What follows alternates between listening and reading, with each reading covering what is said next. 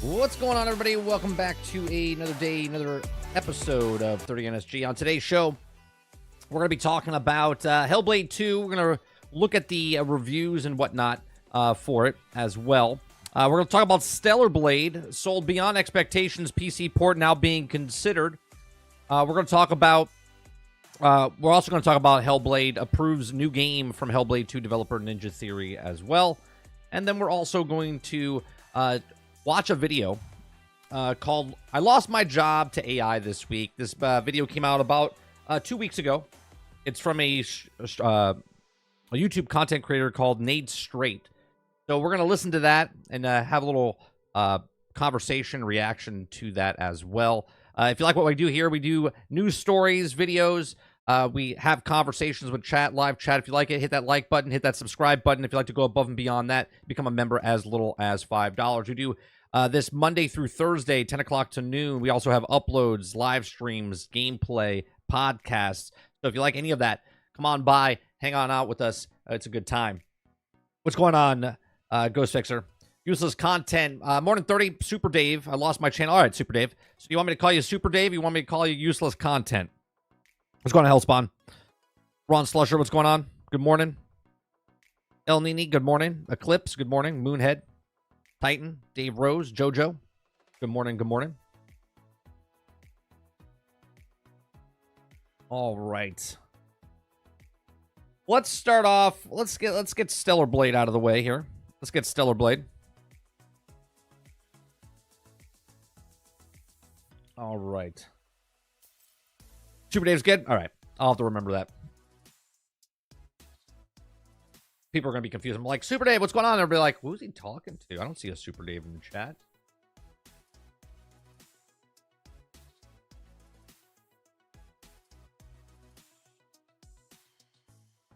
All right. So, first story. And this just keeps getting... It just keeps getting more and more proof of what PlayStation is going to do, right? And it makes sense. This is not... Again, someone will come into my channel and be like, PlayStation good, Microsoft bad, or Xbox good, PlayStation bad. This has nothing to do with that, right? We've talked about it before. It's been in the mainstream. We talked about day and date going for PlayStation games. And again, this doesn't mean PlayStation's going to Xbox or PlayStation going to Nintendo. We've always talked about PlayStation going to, or for the last 3 years, we've always talked about them going to PC day and date. And now that they're starting to put games out and more people are interested in these games like Hellblade, not Hellblade, Helldivers, okay, or Ghost of Tsushima, right? They're getting more interest. More people are buying games on the PC version and they're like, well, wait a minute, there's something here. No shit. Okay. So Stellar Blade has sold beyond expectations, and now a PC port is now being considered. Okay, so Stellar Blade was one of the rage in the gaming industry last month after it launched, shining reviews and praise for its polish. Now, while PlayStation Shift Up have yet to comment on the success in terms of total sales, the latest financial report states that initial sales have performed well beyond expectations. Why it matters. The impressive reviews, fan reception, and sales would pave the path for Stellar Blade's sequel in the future. Okay, and this is a big thing. When you come out with a brand new IP and it does well, it sells well, it's the reception is well. Now, obviously, there's a lot of back and forth if she's too sexy or not too sexy, and guys are sexist, and the male gaze and all this other stuff that was bullshit about the game. We're just talking about the game itself. Okay. When you get a new IP that comes out and people are excited to play it and it does well, they want to do anything and anything possible to now use this as go, oh, this is a successful IP. It's a brand new IP and it's up. We can make a sequel. Okay. So according to Shift Up, Stellar Blade sales have allowed the team to bolster its AAA development efforts further. The financial report also provides hope for the PC version and sequel. And while neither is confirmed yet, Shift Up has begun considering both options. This to me would make 100% sense if you took Stellar Blade and put it onto PC. Now, just thinking about the mods and stuff people would use for PC, that's not even part of the conversation. But Stellar Blade, if it did very well on PlayStation, then obviously people on PC are looking at this going, yeah, we'll play it. One, because they want to mod it, and do whatever they want with it because that's what they want to do. Okay, so this is obviously a good business decision. Not only one, to put it on PC, but then that gets them more money, and then it also bolsts more so they can make a Stellar Blade 2 sequel. Okay, so the team is set to expand and begin investing in more projects next year. Moreover, the studio has confirmed that Project Codename Witches is a new game that will take up most of the attention moving forward. So here's another thing, right? Because of the company making a brand new IP and being successful, now they start building up this goodwill. Now they start building up this trust in the players that go, oh, did you see this last time they made this game? They made Stellar Blade. This next game I'm really excited for, right? You can see a lot of things. Like, for instance, No Man's Sky, Hello Games, when they came out with No Man's Sky, it was bad. Bad. But then they built up the goodwill. Now they announced their next game, okay, Light No Fire, I think it is, or yeah, that's what it's called. Okay, and all of a sudden now people are like, oh, I'm excited about that because of what they did with, No Man's Sky. So now with Stellar Blade, they're moving on to their next project. Now they have something else in the works. People will look at that, and that next game could be successful as well because of the recognition of what Stellar Blade's doing. And now, on top of that, they know that they have Stellar Blade's a good IP. They might make a sequel to it, expansions to it, whatever they have in store. As for Stellar Blade, the game is still being updated with new features, and the team is currently working on a boss rush mode and a photo mode, as well to aim to refine the experience to perfection. Now, Stellar Blade has also proven to be quite popular worldwide, but Japanese audiences in particular seem to have taken a liking to the release. Now, data from the market suggests that nearly 100,000 copies have been sold in Japan alone, as physical discs likely bring the game closer to 1 million mark. Right now, obviously, we don't know what the budget was for this game, but that's just alone, 100,000 copies, and it says closer to the million mark. So while Shift Up has made no announcement, it's also possible that 1 million sales have already been achieved, and moving forward, a title seems to have enough potential to be converted into a major PlayStation franchise. And again, this would be really good for Sony to have yet another good IP exclusively for the PlayStation, but under the, I shouldn't say exclusive for PlayStation. If they go day and date in the future or port it over to PC, it's no longer just a PlayStation. But this is another game underneath the umbrella where they could use it as the Uncharted or as the God of War or as Spider-Man. Now Stellar Blade is that thing where it's only played on Sony and PC, but Sony still makes the money off of that. I think this is a smart move by them going in the future. Again, day and date is going to get smaller and smaller. I think we'll see Stellar Blade come out on PC. I don't think we're going to see it in 2 years. I think we're going to see it a lot faster than the other games in the past. But these are just my thoughts. Let me know yours in the comment section down below. What do you think of Stellar Blade and the company? Obviously, it had great reviews. People love the game. It's a good game. So do you think it should come to PC? And do you think when Stellar Blade 2 comes out down the road, do you think it should launch day and date on PlayStation and PC? Let me know in the comment section down below. Please make sure you share, like, subscribe. And if you like what I do here, please check out some of our other videos. Thanks for watching.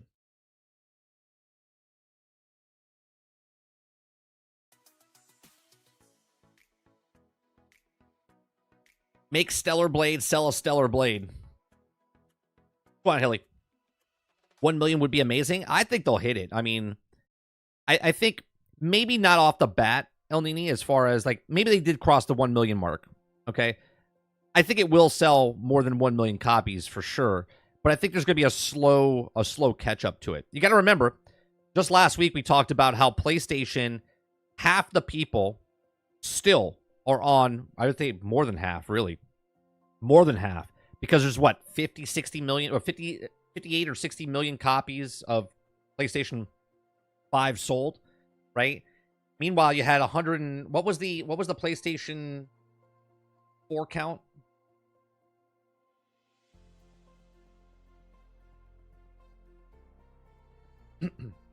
$117 million, right?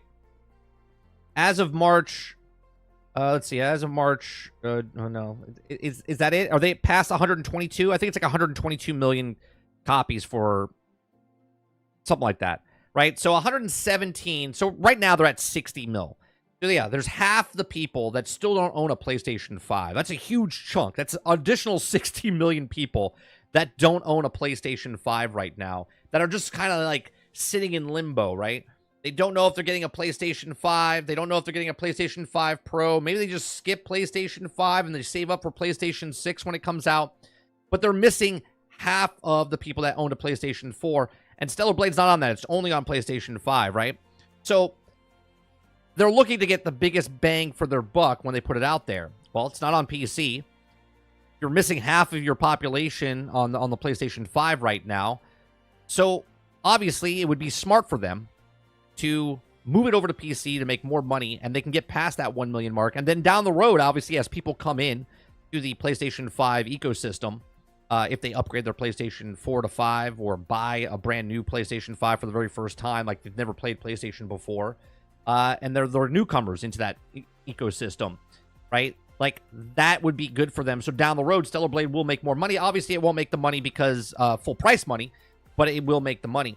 So, again, this is just smart for business. This is why we see Ubisoft, Square Enix, Microsoft go multi-plat, putting it on more places, because there's more gamers out there, and they're trying to tap into that, right? They're trying to tap into as many people as possible, because people don't want to own all the systems.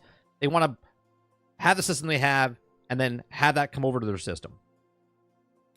Hilly says, Stellar Blade is the first title to make me turn my neck towards PlayStation 5. Gonna wait for hopefully a PC port. There you go. Right? So, obviously, it's a smart decision if they make a PC port for it. Stupid if they didn't. Be stupid if they didn't. What's going on, Travis? Especially since they're missing half their population.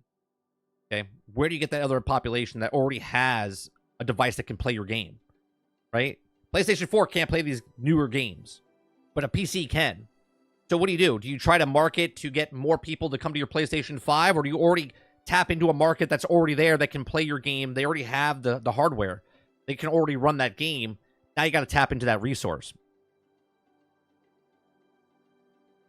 Right? There's what, 1.3 billion PC owners out there. Travis says, in this day, it would be smart to make any game on PC. Yeah, and this is why I don't understand. Like, Microsoft has been doing this for years and years and years. Right? Even back in the old Xbox, you could buy Halo on the Mac and whatnot. It's been on multiple platforms for decades. Right? But now people are like honing in on it. They're like, oh, they're putting it on other places. Yeah, because they want to make as much money as possible. Okay. There's this video I just watched this morning. I didn't even watch the whole video. It's an hour and a half long. But the first like 5 minutes says so much. Okay, maybe we'll watch it near the end of the stream once we get through all the other stories. Which, he's talking generic about business, but the way he talks, if you could just listen and input Sony and Microsoft into these equations that he's talking about, you're like, oh, this makes 100% sense. Maybe we'll watch it at the end. Quintar says, Stellar Blade and Rise of Ronin got me to buy a PlayStation 5 Slim. Was going to wait for the Pro, but I tripped.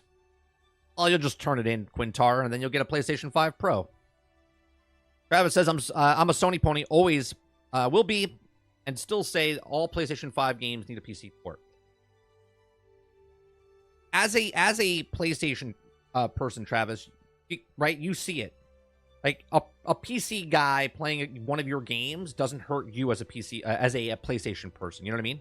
And this is why I don't understand why people get so, high and mighty. They're like, oh, we got the best games. It's like, people are just gamers, man. They just want to play games where they want. They shouldn't have to purchase an additional $500 box, whatever that is.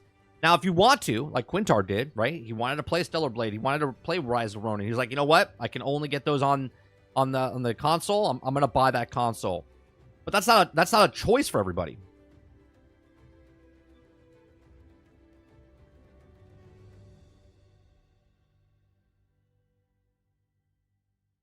Right? Everyone's like, well, I already have a PC, or I'm saving up for it. Right? A PC is multi-purpose. Okay? A PC is multi-purpose. You're not just using it for playing video games. You're using it for a whole lot of other stuff. Okay? A console is dedicated, unless you're watching like Netflix and stuff on that, but you can do that with your television, your mobile phone, whatever, right? Like, is dedicated just to play games.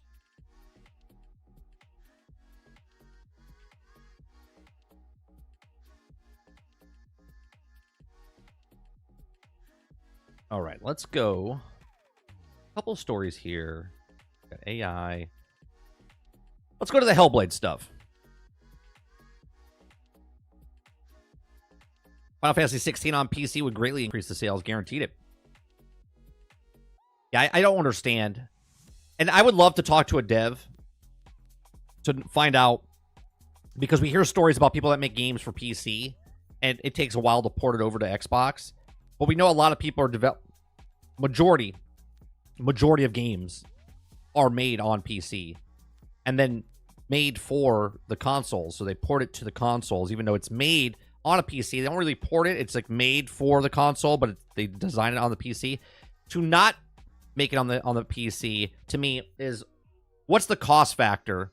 If you're making a game on PC and then you're going to be putting it over on console, what is the cost factor of making it on the PC and then making a playable version on the PC while you're also making, like, how much more goes into that? I would love to know that. I don't know that, right? I would love to talk to somebody and go, well, yeah, it cost $100 million to make this game on a PC, and we're making it for the Xbox, or we're making it for PC, or I'm sorry, PlayStation, or we're making it for all consoles, but we're not making it for PC. But if we want to make it for PC, even though we're making it on PC, like we're designing it on the PC, it would cost an additional 50 million, so it costs 150 million to then make it on PC. Is that worth it? I don't know. I don't know what the cost is. I would love to know that. It's just a smart business. Put it on PC as well. Put it on fanboy crap aside. If you're a Sony fan, wouldn't you want them to making money? That's what I'm saying, Rose. That's why I don't understand when people are like, oh, PlayStation best, so kiss my ass, PC, or Xbox is the best, kiss my ass, PlayStation. It's like, I don't understand.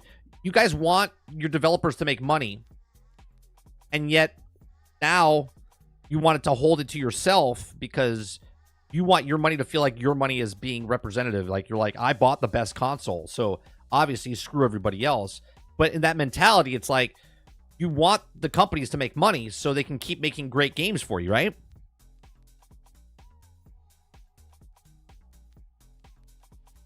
Dave Rose says exactly. Plus, I love, Travis says Dave Rose exactly. Plus, I love Spider-Man 2. I want Mike to play it without having to buy a PlayStation 5 for the game when it has a PC. Kingdom Hearts Collection is coming out to Steam. It makes sense, right, El Nini? I mean, God, how many years after? The last Kingdom Hearts game came out, what, like 4 years ago? Was it 4 years ago?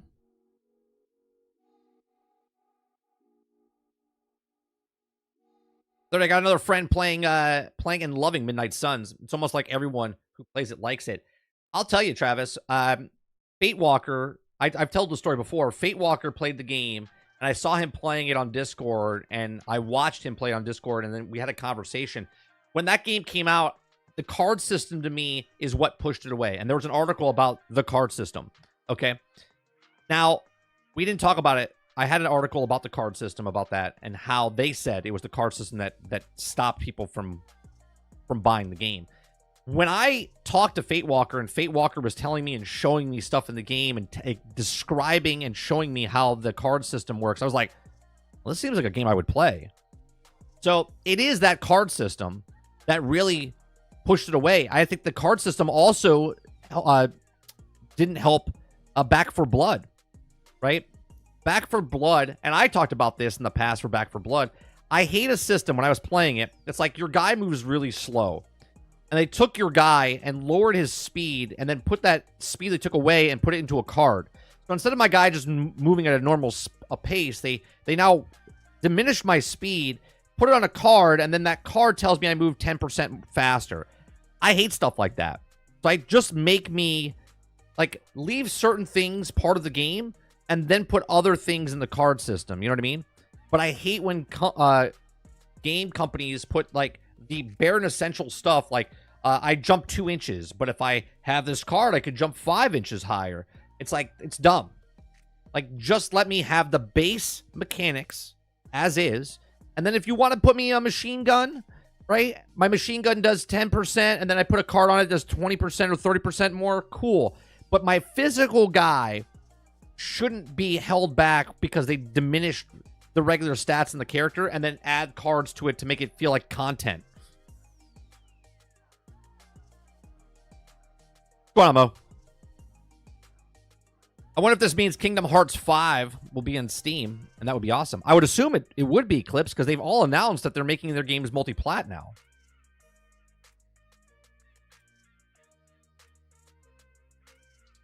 The problem isn't the card system. The problem is they didn't explain how the card system was easy to pick up. But that would be the card system then, wouldn't it? Back 4 Blood is a game that I played, but I almost also capable of seeing it and being it like, yeah, isn't it Left 4 Dead?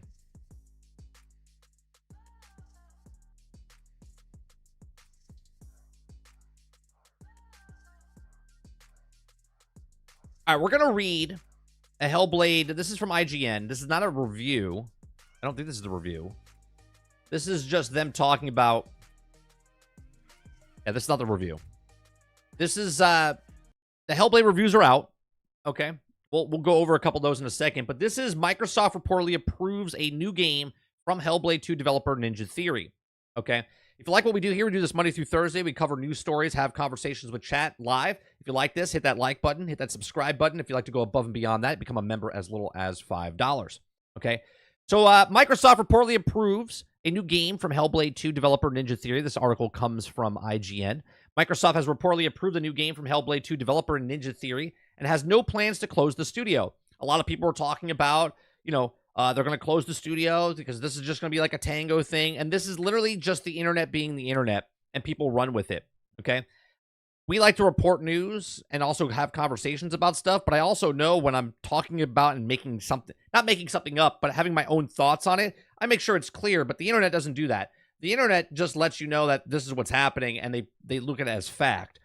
Okay. So Windows Central reports that the new game from Cambridge, UK-based developer, in addition to the project Mara, is already announced upcoming psychological horror game that takes place entirely in a single upscale apartment. There's no plans whatsoever to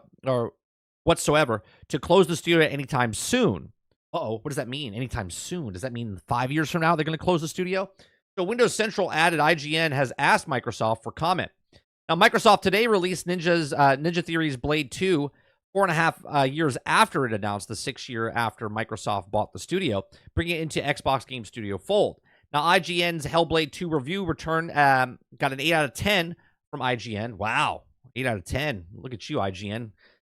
Said that the Hellblade 2 is another Viking-worthy fest for a sense of meeting at a high bar set by the predecessor, and even if it's never really manages it, to clear it. Okay? It says, yesterday, a day before launch, Ninja Theory studio head Dom Matthews issued a heartfelt statement to fans expressing gratitude for the support, along with development team for working on the Hellblade 2. Some of them expressed concerns for Ninja Theory after Microsoft shocked the video game world by announcing the closure of a number of Bethesda studios, including Hi-Fi Rush developer Tango Gameworks and Redfall developer Arcane Austin. The cuts also comes as part of the sweeping layoff announced earlier this year that affect the 1,900 staff at Microsoft Gaming Business. Let me read that again. The cuts come as part of the sweeping layoffs announced earlier this year that affected 1,900 staff at Microsoft Gaming Business. Now, is that the first time they've actually announced that? Right? Because we talked about that 2 weeks ago when it was happening. Right? Let me read that one more time just so people can hear it. The cuts come as part of the sweeping layoffs, as part of the layoffs of the 1,900, which people are like saying that this is new news. No, this was the news they already told you months ago that the 1,900 people would be left go. So Xbox boss Phil Spencer has indicated that Microsoft gaming cuts are now results of video game market that is failing and growing and rising development costs. But Spencer and other exclusives or executives are also reportedly under pressure to make cuts following the company's $69 billion acquisition of Call of Duty maker Activision Blizzard. Okay. It says in an email staff sent by Matt Booty and head of Xbox Studios, Microsoft blamed Bethesda cuts for repurposing of titles and resources, or prioritization in the email. First reported that IGN Booty said, we're making these tough decisions to create capacity and to increase investment in other parts of the portfolio and focus on priority games. And then earlier this month, Xbox President Sarah Bond responded to questions about the Microsoft decision to shut down a number of much-loved studios, insisting that it was part of ensuring that the Xbox business remains healthy for long-term during the, she called it, a moment of transition. So there you go.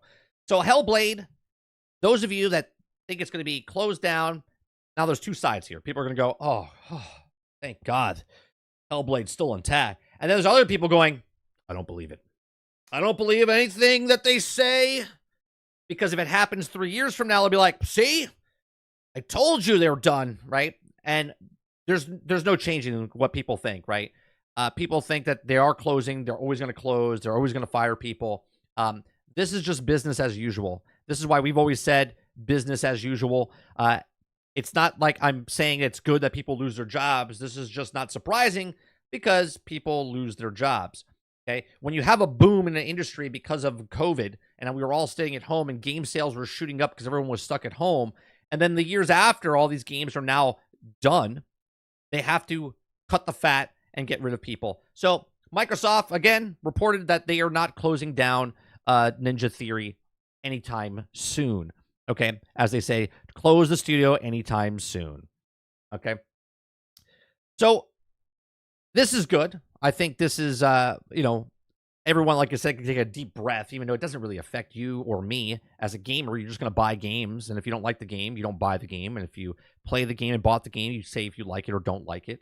And then you move on to the next one. So Hellblade 1 was a phenomenal game. It was scored, I think, an 81 when it came out. And everyone loved it and praised it because of the sound design. It won a bunch of stuff. Okay. Hellblade 2 comes out now. And I think it also got a Metacritic score of 81, which is the exact same as the others. Now there's people talking about how it's a worse game. It's it's a shorter game, even though I think the first game was 8 to 9 hours, and this one is like 7 to 8 hours, and you can finish it as fast as 5 hours. It all depends on who's playing the game. If you're just mashing the buttons, if you're experiencing what the game is. Me personally, I never played the Hellblade 1. Didn't have any interest in it. It looks beautiful.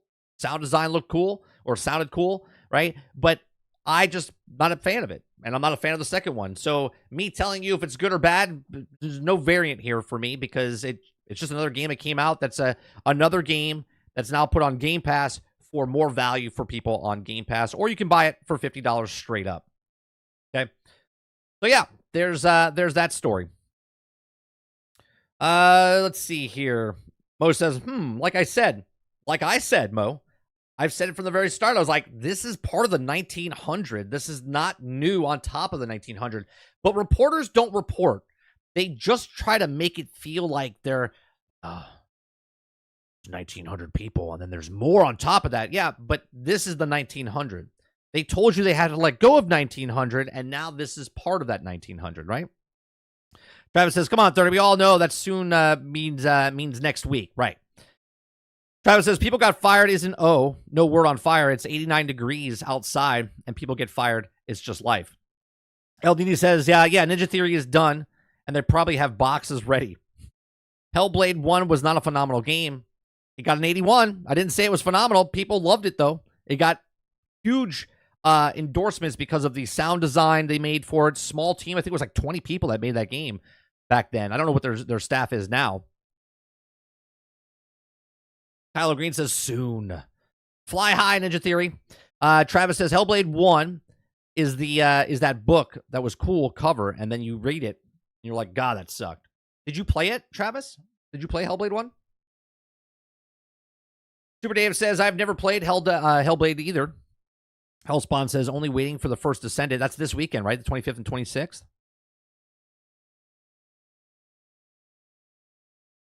Wasn't a 90 a crap game? Yeah, that's the internet. Anything lower than a 90 is a shit game. Go on, August. Let's see. Reportedly greenlit. We already got that one. Okay, we got two other stories. Let's look at some reviews here. Okay, let's look at some reviews. Overall, we got GameSpot gave it a 6 out of 10. The Gamer gave it 6 out of 10. IGN gave it an 8 out of 10. Let me go to, usually on Twitter, they have like a whole list of them. Let's see where it is. I'm sure we'll see a...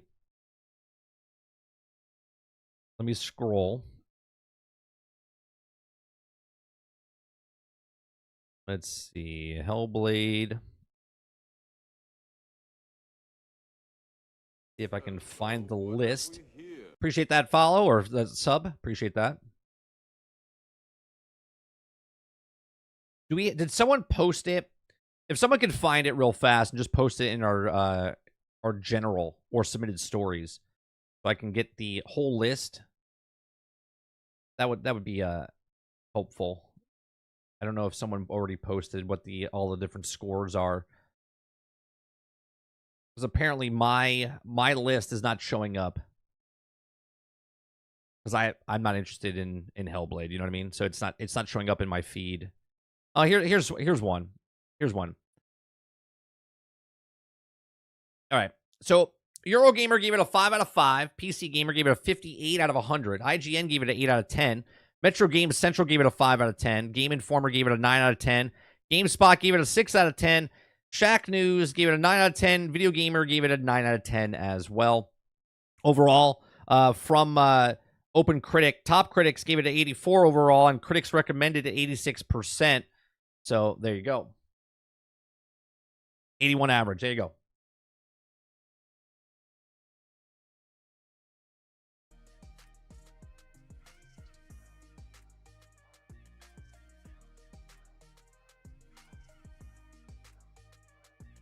Eight out of 10. They broke the gimmick. 81 is a solid B, high school or college. Yeah, I have no problem with it. We always joke, or cats. We always joke. We have an emote, a trash emote for people that are members, whatever. Because everyone always says the internet, right? When we say everyone always says, the internet always is like those games trash because it scored like an 88 or an 85 or an 81, right? Like, right? Everyone always just goes off and says that's a shit game or trash game. So we have a trash night as one of our right. It's this guy right here, right? That's the trash night. That's a guy in a garbage can with a bunch of overflowed video games and peripherals coming out of the trash can. So that's what we always joke about. Like an 81 is a trash game. Yeah. I truly don't believe a game under a 90 is a trash game in any way, shape, or form. I play plenty of games that are bad games overall, okay? But they score like a 70 or an 80, and everyone's like, oh, it's a trash game. No, a trash game is like Gollum, is like that Walking Dead game that came out, or that King Kong game that came out.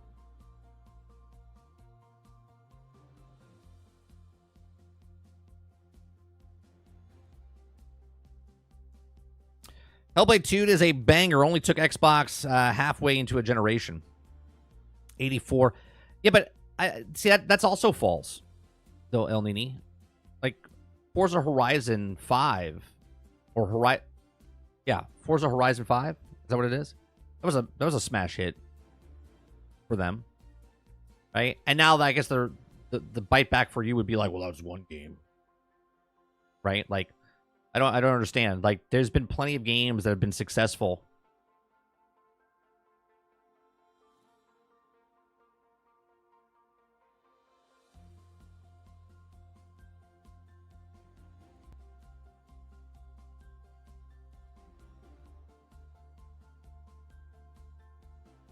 So let me get this straight, right? Let me get this straight. I just want to know where the line is. Okay. Hellblade 2, right? Hellblade 2 is a banger. Only took halfway into the generation. That scored an 81 on Metacritic, right? 81 on Metacritic. Yet Starfield is an 83, and that's a shit game. I just want to know what is the difference, right? What's the difference?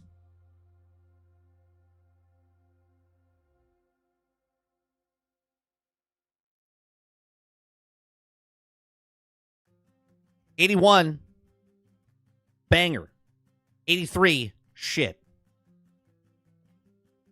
I'm a little confused. I'm a little confused.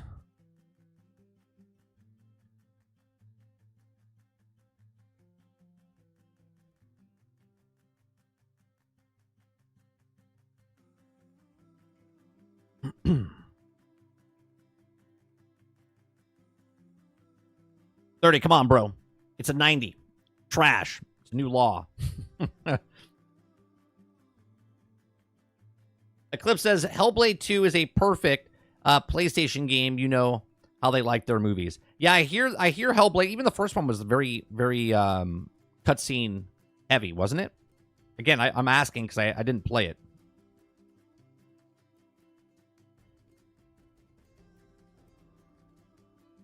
The difference is Xbox and Bethesda being media darlings of being picked on. Both are shit in my opinion, but not because of the score. I look at, does the game look good? Either look good to me. I don't understand. Don't look good. You don't mean visually, Travis. You just mean like the gameplay doesn't intrigue you, is what you're saying.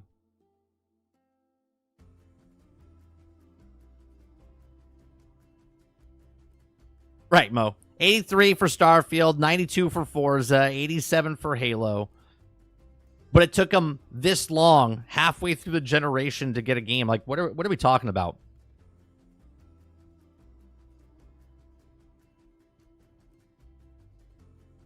Yeah, okay, Travis. I understand. Like, Hellblade doesn't interest me. I think it looks beautiful, right? I think the game looks good. It just doesn't look good to me, right? And I'm not saying visually doesn't look good to me. The game itself, I'm not interested in, right? I don't think it's shit in any way, shape, or form. I'm just not interested in it.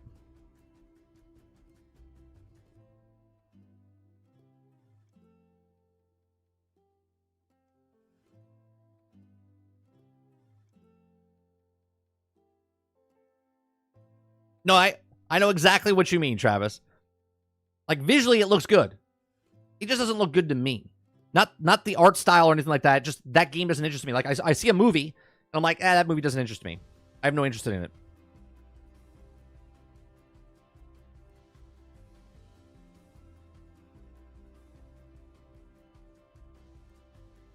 Yeah, Horizon 5 is a fantastic game.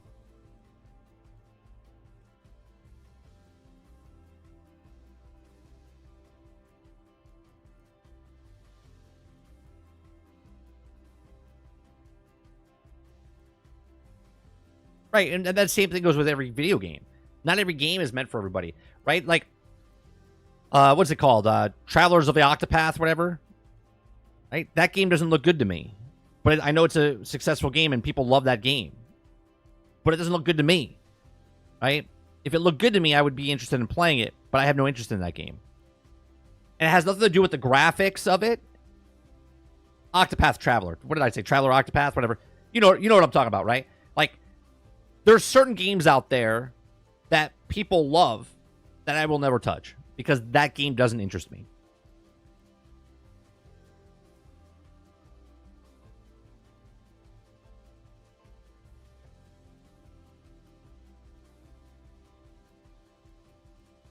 It's an interactive movie. Many people just don't like that.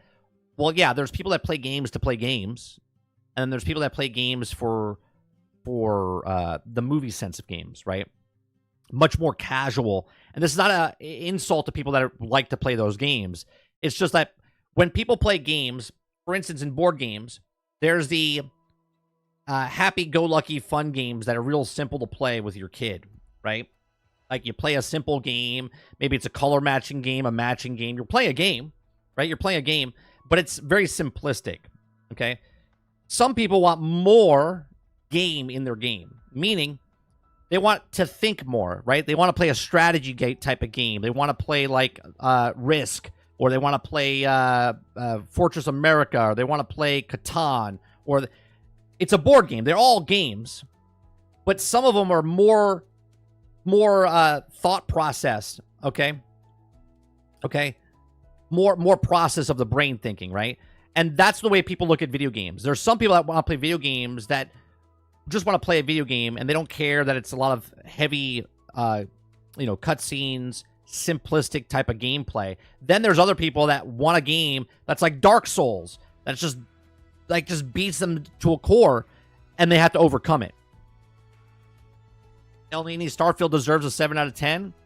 I mean, you could give it whatever you want, El Nini, right? Like, the people that gave it a 7 or an 8, it doesn't really matter. If you think it's a 1, congratulations. You can make your own star chart on your wall. And on your wall, you could put Starfield 6, 5. It doesn't matter. It doesn't matter.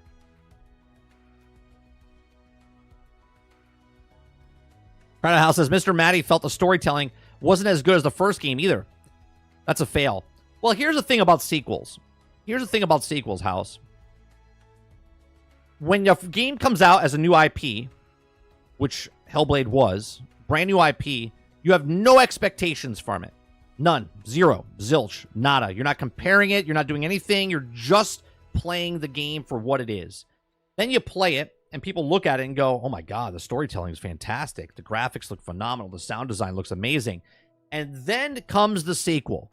The sequel is, here's the first game, the expectations, the height of the game. And here's the second one. It has to hit here bare minimum. If not, overtake it just a little bit. Okay? If it doesn't, now you have a bunch of stuff in your head. Now you're like, oh, the story was so good in the first one. Now you're comparing the second game to the first game. Is it as good? Is the graphics better than the first game? Because it's the sequel. It should be better, right? It should be longer. It should be more complex. It should be this. But sometimes it's just this. Sometimes I say it doesn't have to beat it. It could just be the same, okay? And I think that this is just type of the same. It might be a little shorter in hours-wise, but that's the problem with sequels. Sequels are always compared to the first one and counterpart where you had no expectations, and now you have all the expectations in the world for that sequel.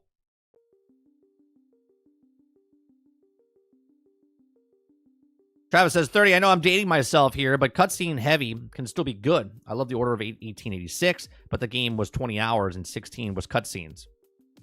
But here's the thing about video games.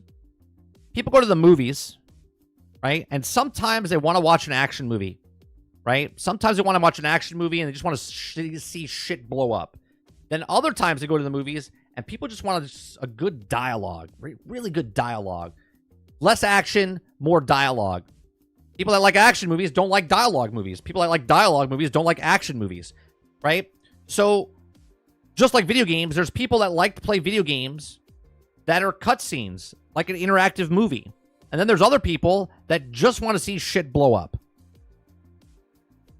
No matter what industry you're in, there's going to be people that like cutscenes and people that don't like cutscenes.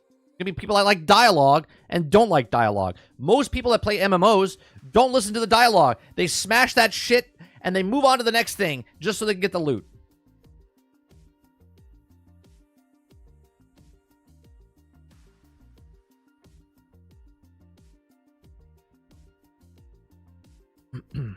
Akuta Papa says, 30, it feels good rising from the ashes of a defeat in the Souls game and fucking up the boss. Right. I've said it before and I'll say it again. My opinion trumps critics. You know why? Because I play games for myself. Yeah, that's fine. Crowded House says 4 words, The Empire Strikes Back. Sure. But then shouldn't Return of the Jedi be better than Empire Strikes Back? Remember, you had no expectations for Star Wars. No expectations for Star Wars when it came out. Then Empire Strikes Back came out and it one-upped it because it ended on a down note, which movies back then never did.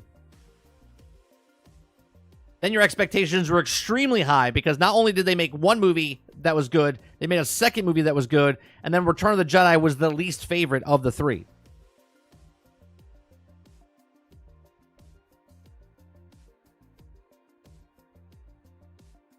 Dolphin says the sophomore slump is a common term in the entertainment. I put Spider-Man 2's story on the same level as The Last of Us 2. Both were big disappointments to me. What's going on, dog? I just like Usual Suspects, please. Can we just get that? That's a good movie. Good movie. Right, skip. I have a big adventure for you, Skip.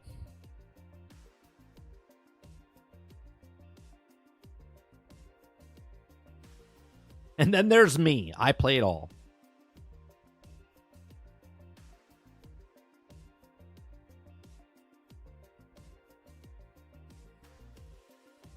To think Spider-Man 2's story is weak is wild. But when they say that, I haven't played it myself, Water. I would say the story for Miles Morales is weaker than the original 2018 game. Right? It's still good. But I would say the Miles Morales storyline is weaker than the Peter Parker storyline in the first game. So are they saying that the game is bad because they think it's weak? It can still be weak and still be good. It's just weaker than the other two.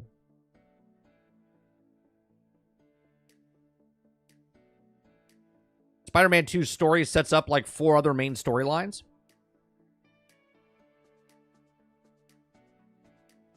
Like, for instance, Suicide Squad. The story is good, but the very end, it kind of just leaves it open-ended because it's a live service game. Right? It's kind of weak. Right? It makes the story kind of weak because there wasn't really an ending. It was like the chapter. And then they come out with the next season and they don't add to the chapter.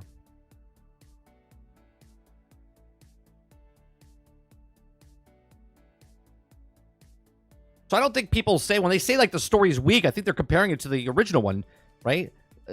Jason, you played it, right? You said that Spider-Man 2's story is on the same level as The Last of Us 2. So you played Spider-Man, you played Miles Morales, and you played Spider-Man 2, right? I'm asking Jason, right? So you're saying it's weak, but you're comparing it's weak because of the other two, I would assume, right? It's not weak. It just didn't fight the usual rogue gallery, but didn't have to. The main villain sets up the Venom story, and overall story is separation anxiety and the Carnage story. Yeah, but that could still be weak, though. You see what I'm saying? It can 100% be weak compared to the other two games. I don't care if a story is setting up other stories. The story itself could be a weak story compared to the other stories they've already told.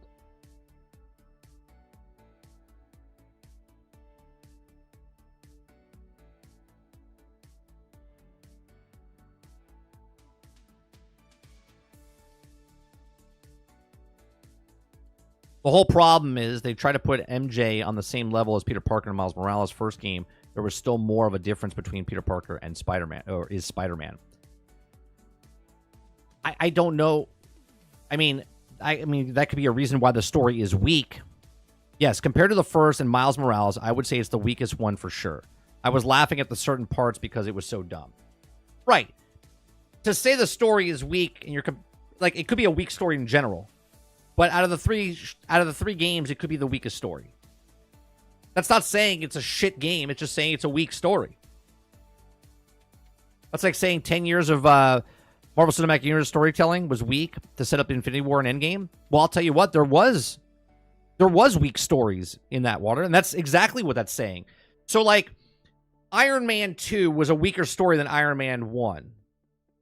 But yet, in the bigger picture, the overall story of Marvel Cinematic Universe leading up to Infinity War and Endgame was good, but there are weak stories within that. That's 100% a thing.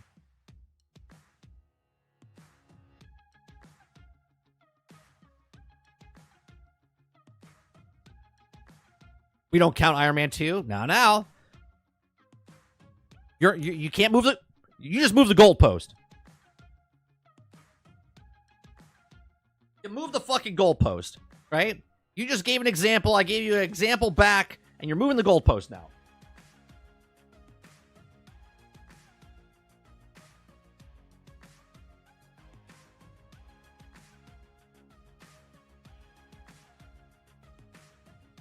There can be weak stories within the thing itself. Okay? Oh, God, that's not even a story, Travis. That was like a picture book. That's like a two-year-old picture book. Look at this great chapter book. There's Blue.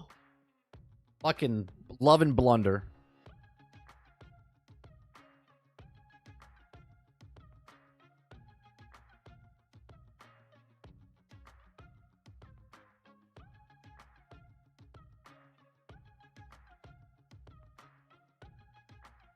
Like, someone saying a story is weak, and I'm not saying this is the way you took it, Water, but someone saying a game is weak in story doesn't insult anybody because someone liked the story. Do you know what I mean? If someone says a game is shit, it doesn't insult you because you played the game or liked that game. It's just their opinion on it's the weakest story of the series. Hell, people love No Man's Sky. It's a shit story. There's a shit story in there. It's a weak-ass story. But someone else will be like, oh, it's so in-depth. Go to the center of the universe. You can do it all over again. What's real? What's fake? What life are we living?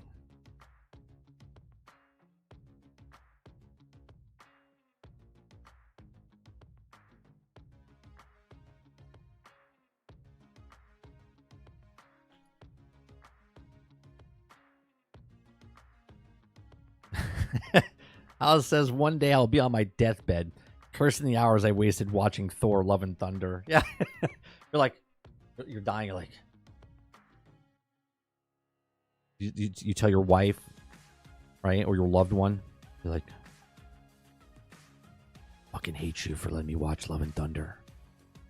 Then you die.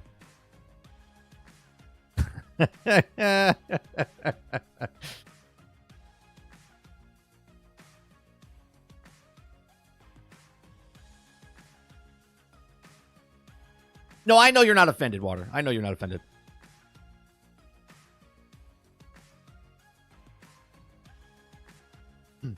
Yeah, but you're also getting excited for what could be. They're just judging it for what the story is. Do you know what I mean?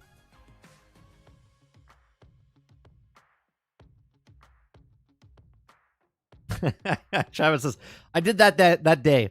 I watched it, looked at my friend, and said, you don't get to pick movies anymore. Like when I watch a movie, Water, I figure out the whole story within 10 minutes, sometimes sooner, right? I know where the sequel's going, I know where everything's going, and then it happens, and I'm like, okay, it is what it is. But I don't think that's a shit story because of it, because I figured it out. You know what I mean?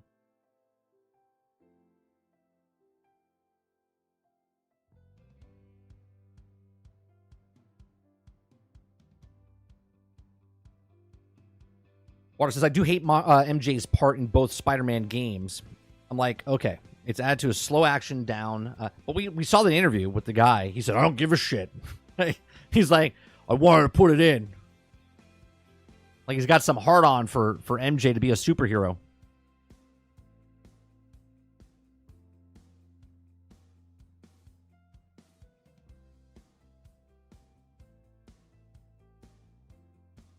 Travis says, 30 Starfield is a hula hoop movie.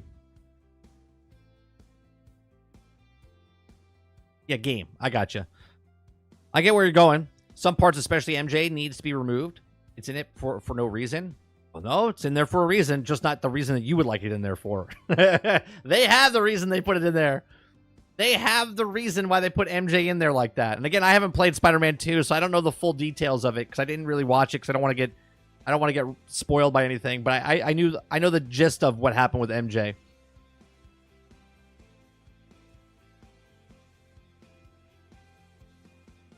Right, Jason. They knew it. They put it in there for a reason. They have a reason. It was there for no reason for us because you don't care about that character, but they had a reason to put it in. Whatever stupid reason it was. All right, we're going to watch this. We're going to watch this video. We're going to watch this video of this guy lost his job. Okay. Now, he is a graphic designer.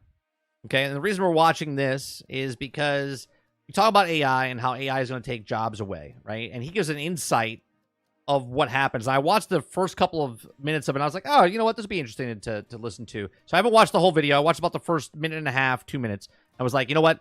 We'll watch it on stream. For a director to squander Christian Bale's talent so eversely, wow. Oh, for Love and Thunder, that's so bad. Plus, making going straight into Venom's in Black stuff was disappointing. Krebsy says, if you're comparing it to other things in the franchise, you would say weak compared to. If you're talking about the standalone, you would just say weak. But he did. Jason said it was weak, right? He said it was weak. And I asked him, are you comparing it to the other Spider-Man? He said yes. If that's what you're responding to, Krebsy. Miles looked like a dumbass in Spider-Man 2 because he is a dumbass. Well, because he's a noob. He's still going to make mistakes and stuff. Again, I haven't played the game, so.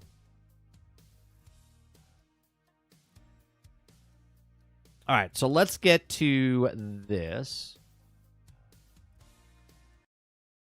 All right, let's raise this up.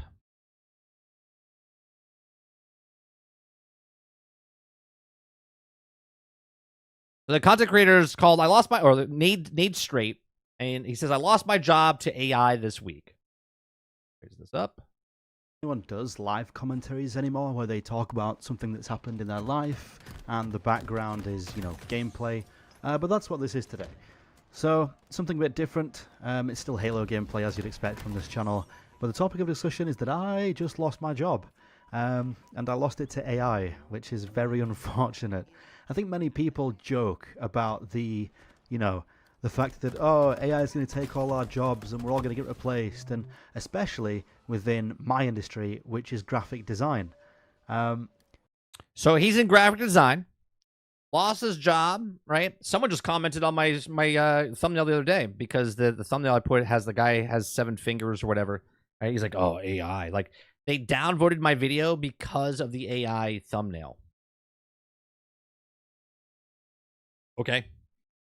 My job, I've been a graphic designer for the past 8 years of my life, and I've worked at this specific company for 6 years.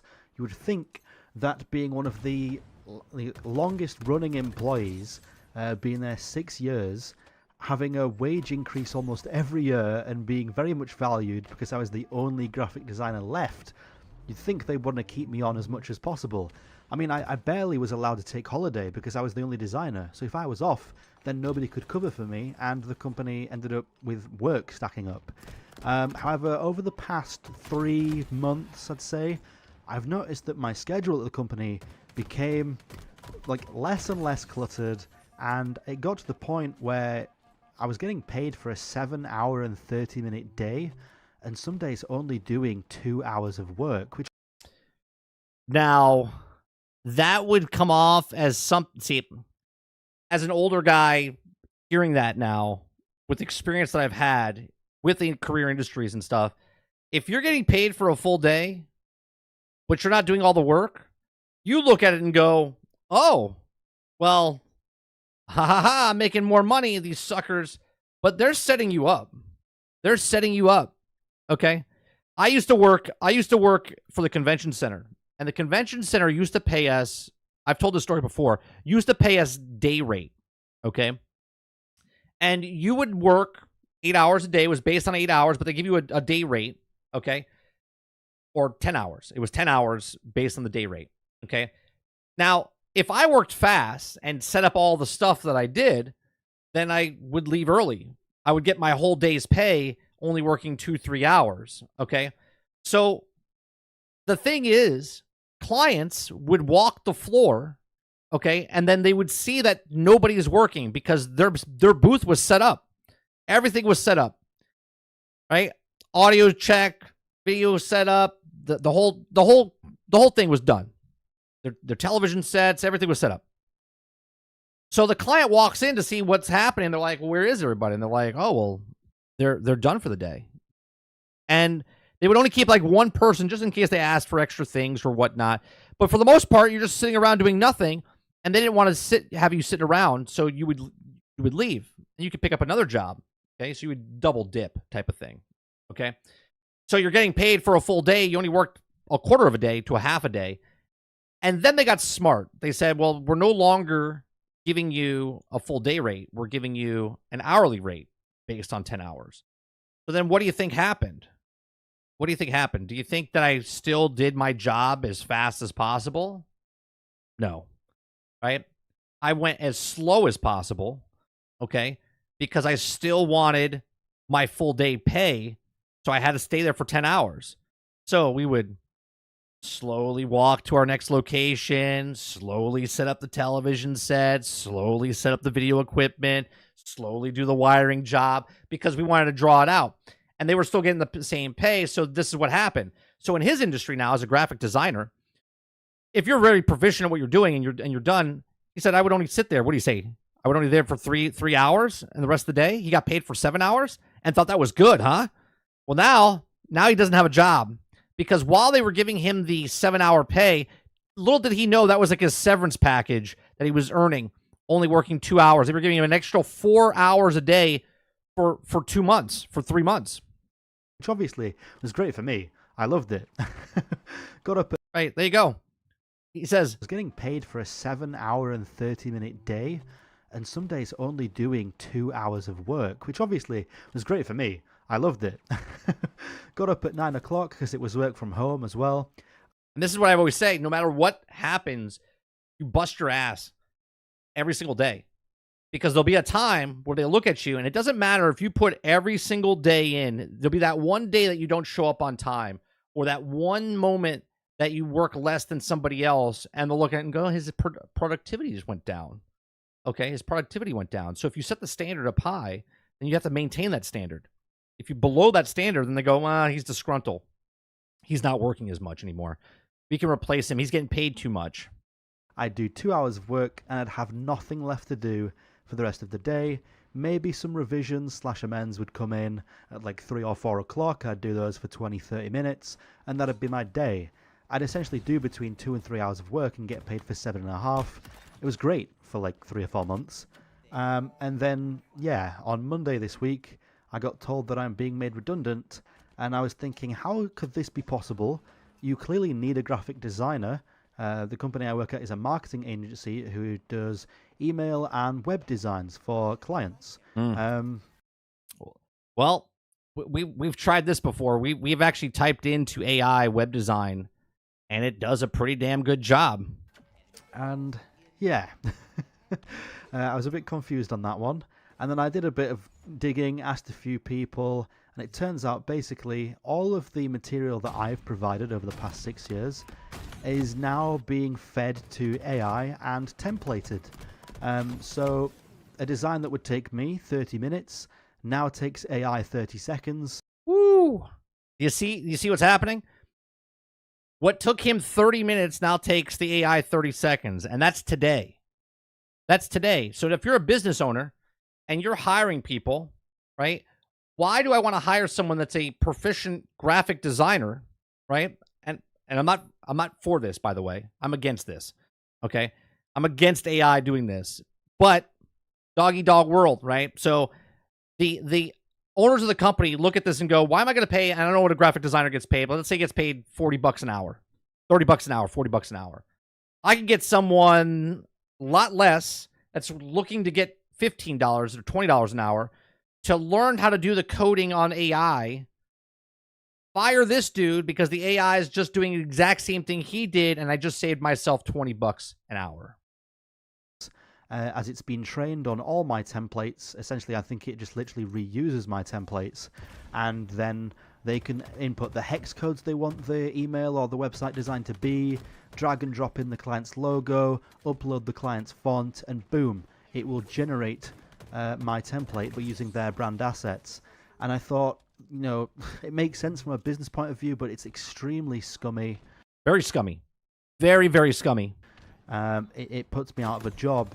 My immediate thought was, so now there has to be something in the works of when you are when you're working for a company, everything you create should be covered under your personal thing, right? Because if I make the template or I make a thing, then they use my thing as the template, then they never need me again, right? That is terrible. There needs to be something put in place because of AI now that if I make something, you can't use my thing, and you have to give me a royalty fee, right? Every time you use my template. Well, let's go to some competitor companies and see if they're looking for designers. I've looked at between 10 and 15 competitors, and every single other competitor is doing the exact same thing. Some of them even boasting about it on their website and going as far as simply inputting your website URL. It will extract all the assets and learn about that website, and then Never be. I'm not interested in the game. And artificially generate email and web templates for your brand. That is insane. Like, email and web designers are going to be completely out of jobs this year. Let me rewind that a little bit. And then artificially generate email and web templates for your brand. Yeah. That is insane. Like, email and web design. And then here, look at it from this way. I'm a YouTuber, right? I get every day, every single day, I have someone that comes into my Discord, sends me a message, comes into my YouTube, sends me a message, comes through my email, sends me a message of, hey, I'm a web designer.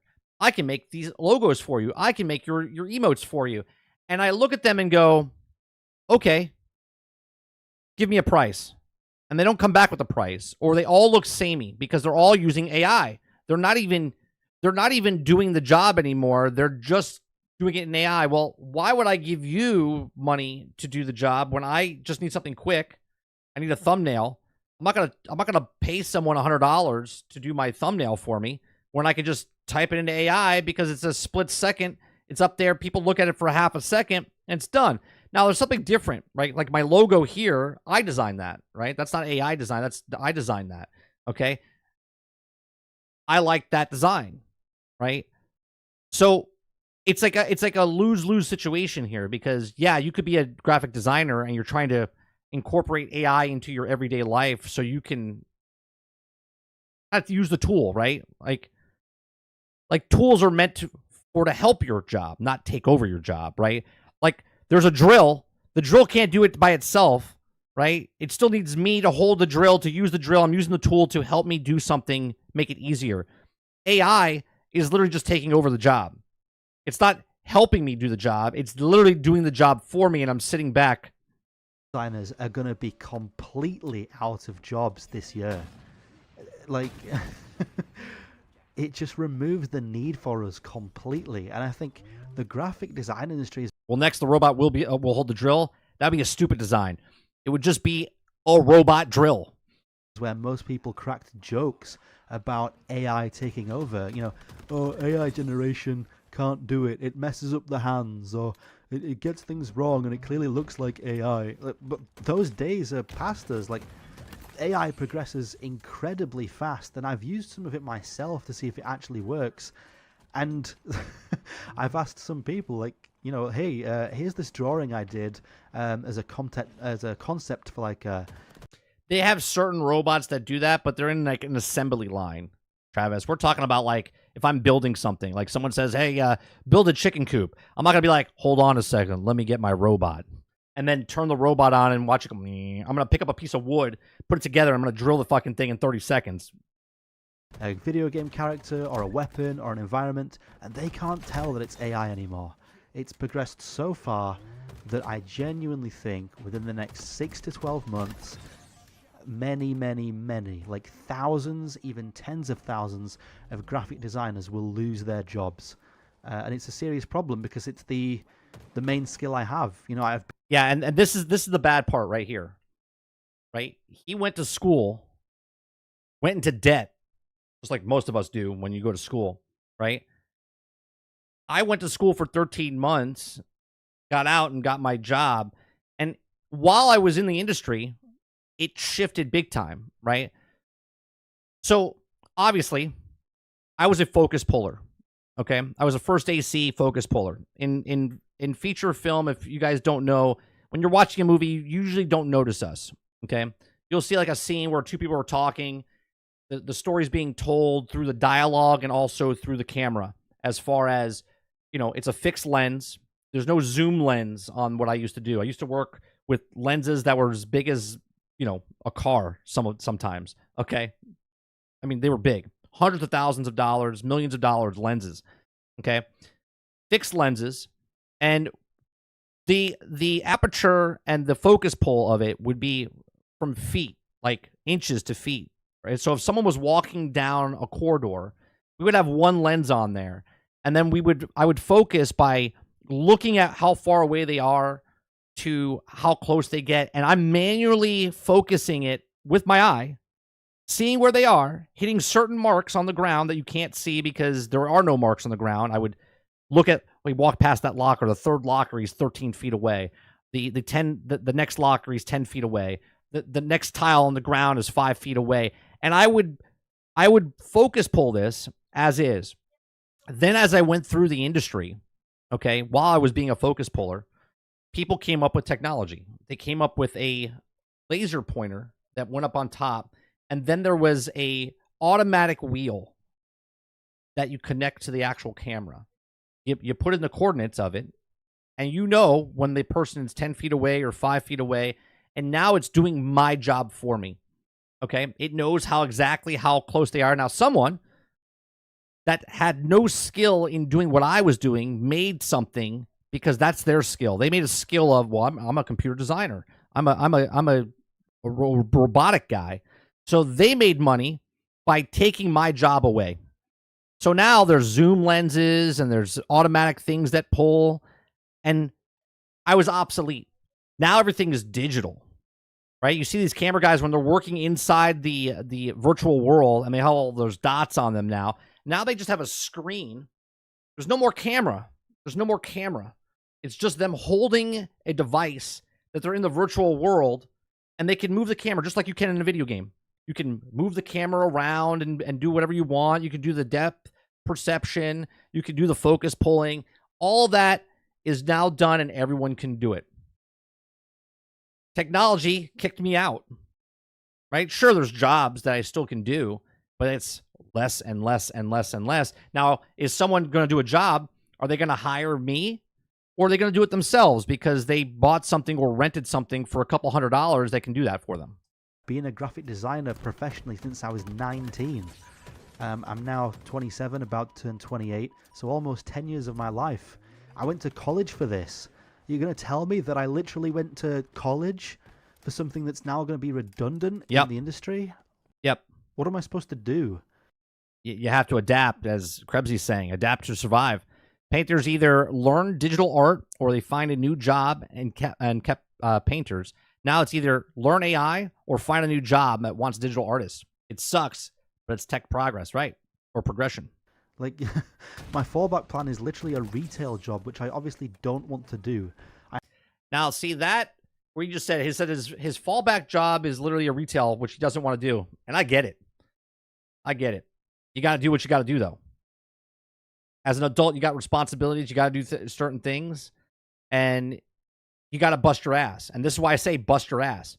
No matter what you do, you bust your ass. Okay? If it's being a burger flipper, being a phone salesman, being a painter, you bust your ass. You got to love what you do and respect what you do. Because then, when you're doing it, it doesn't feel like work. You're just doing it. I have minor experience in game design, but nothing that will land me a middleweight job. What's wrong with retail? A lot of things are wrong with retail. I'd have to get an entry-level job and take a massive pay cut of probably £4,000 to £6,000 a year. It's an incredibly difficult position to be in. I have a house. I have a mortgage to pay. I have bills. I know this sounds gut-wrenching here, but everything he's saying right now, all of us have.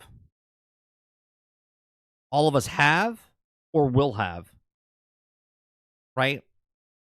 And this is where the desensitization comes in, where it's like, I feel for the guy. I do. I feel for you. If you see this, I feel for you. Okay? But you can't sit and mope that, well, I got this and this. You got to do. You got to get motivated. You got to do what you got to do. I thought I was financially stable, so I have a couple things on finance because obviously I thought I had money coming in every month. And the redundancy pay I will get will cover me for maybe 3 to 4 months, and then I'll be out of money. So I have 3 to 4 months to figure out my situation, which luckily is a decent amount of time. That's not much time. That flies by real fast. But other people won't be so fortunate. The only reason I get a good redundancy package is because I was there for 6 years, right?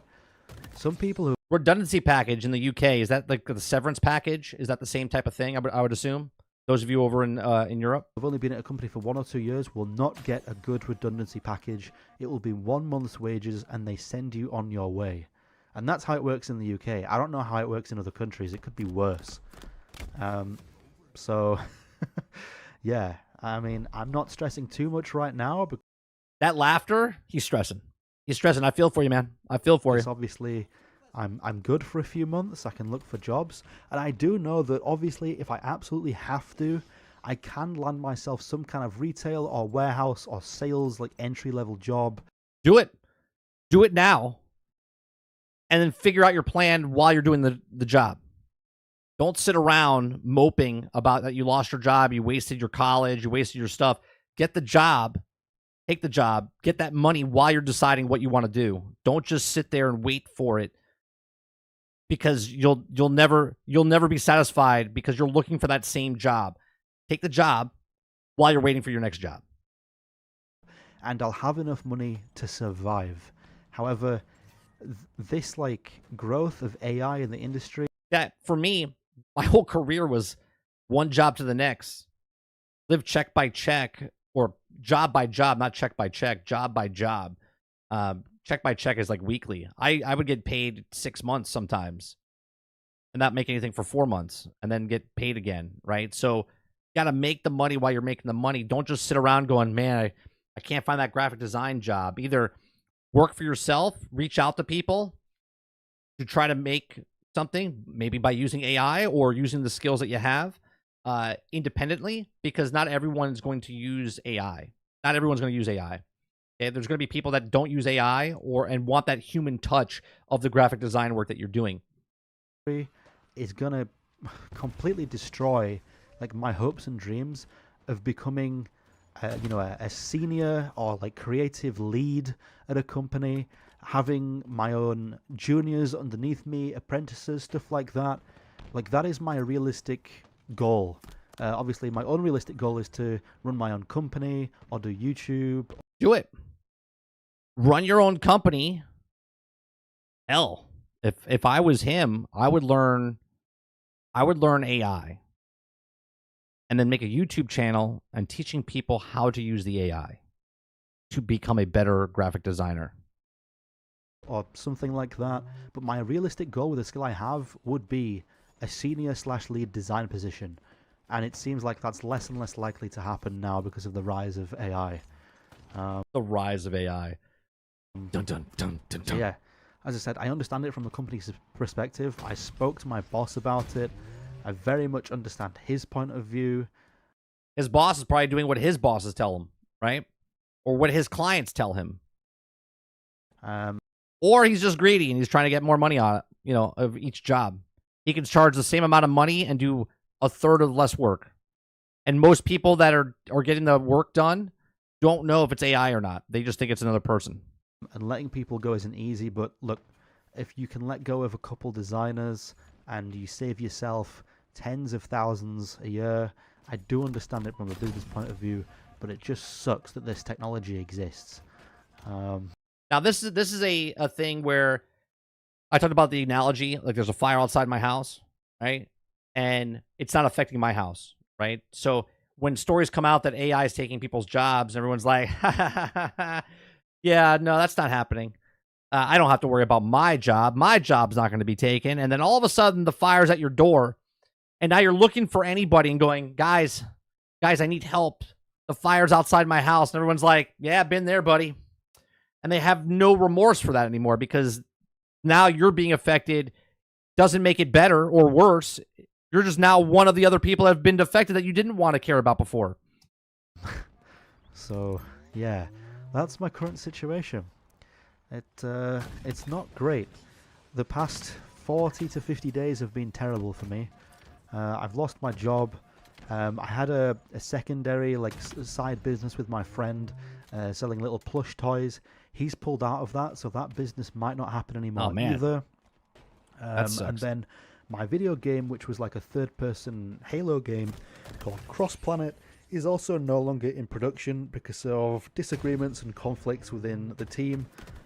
Well, if you used AI for your game development, you wouldn't have any disagreements. They would just do what you're told them to do. A couple staff members didn't agree with things, couldn't align and have a clear vision, so the project is ending after 3.5 years. So my whole schedule, as I know it, has been torn from me. I have 24 hours in a day, and absolutely 0 of them are allocated to something. That sucks. That sucks. What's going on, Mr. Luke? As humans, we need something to do, right? This is why guys tinker, right? Guys tinker, okay? Or someone throws all of themselves into their work, right? Career guys or girls, okay? Like, you have to have something to do.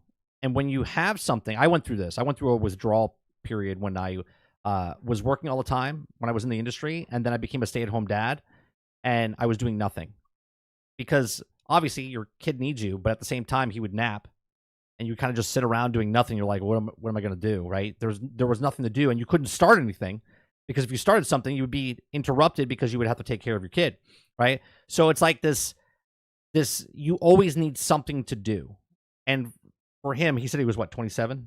I think he said he was like mid 20s or whatever, because he said he started school at 18 and did it for 8 years. So I would assume he's like 27, right? So now he's been working the last 8 years in the business, and now he's not doing anything anymore. So now he's just like sort of like a bachelor type of thing, right? He's just kind of sitting around doing, I got nothing to do. I got nothing to do, right? You need purpose. Exactly, Sarge. You need something to do. I'm just completely free. Like, you know, that laughter is nervousness, right? He's nervous as hell because he's now scared because he's doing nothing. Some may see it as a good opportunity to change my life around and dive into something new. It is, but that's dangerous and quite scary.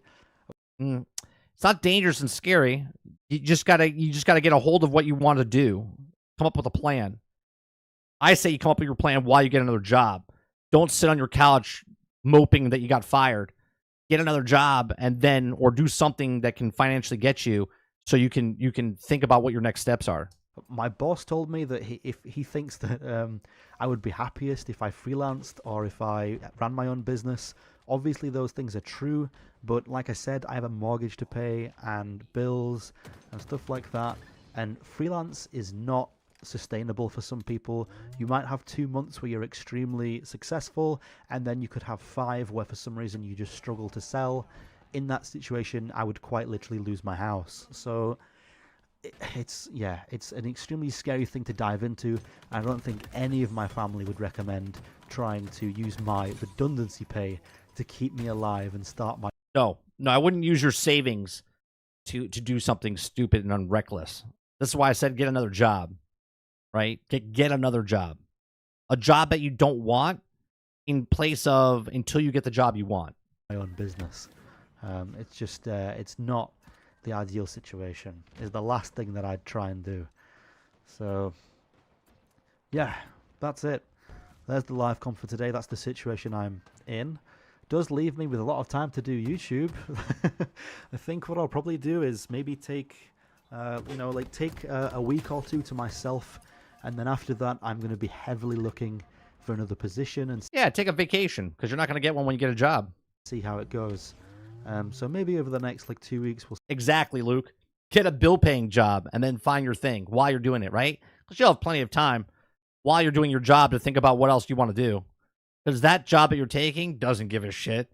They don't care about you. You don't care about that. You're just there collecting a check. It's not a career. It's a job. We'll see more YouTube videos or something. But, the chances of YouTube turning into something that actually brings in money is very unlikely. I do make a bit of revenue from YouTube, but it's nothing really. Somewhere in the region of £20 to £40 a month, which is absolutely not enough to even pay my food, never mind to pay my mortgage. My YouTube channel is nowhere big enough.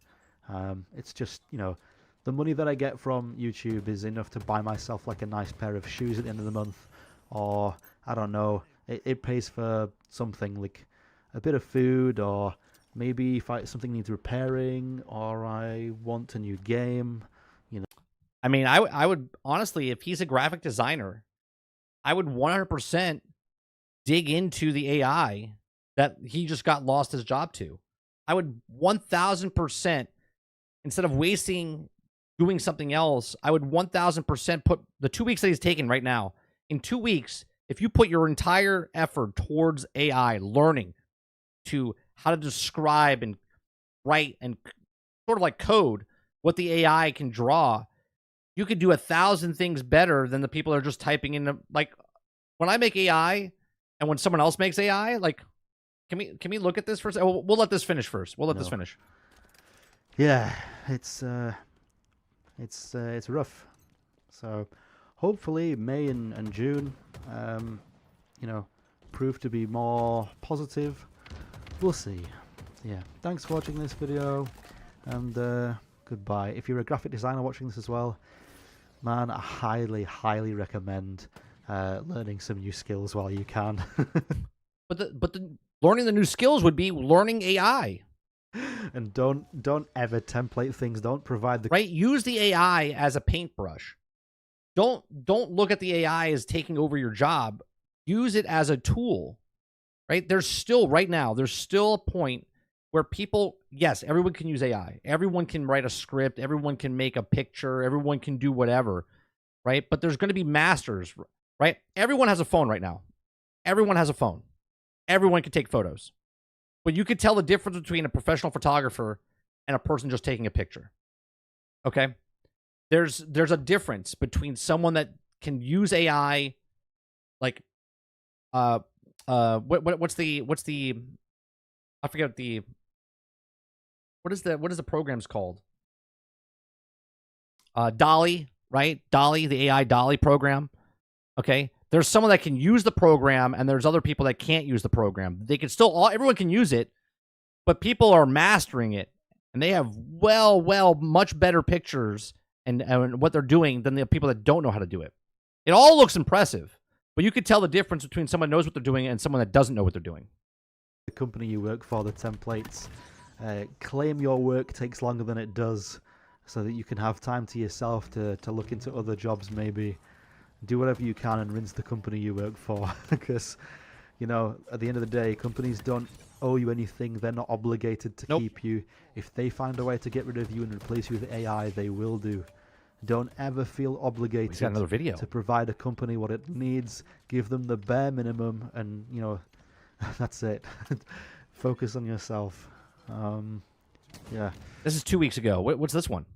Hello. So this is a bit different. Usually it's gameplay such as Halo on the screen, but I wanted to do a quick 1 or 2 minute intro to this video with my face, just to say thank you for the support on the last video.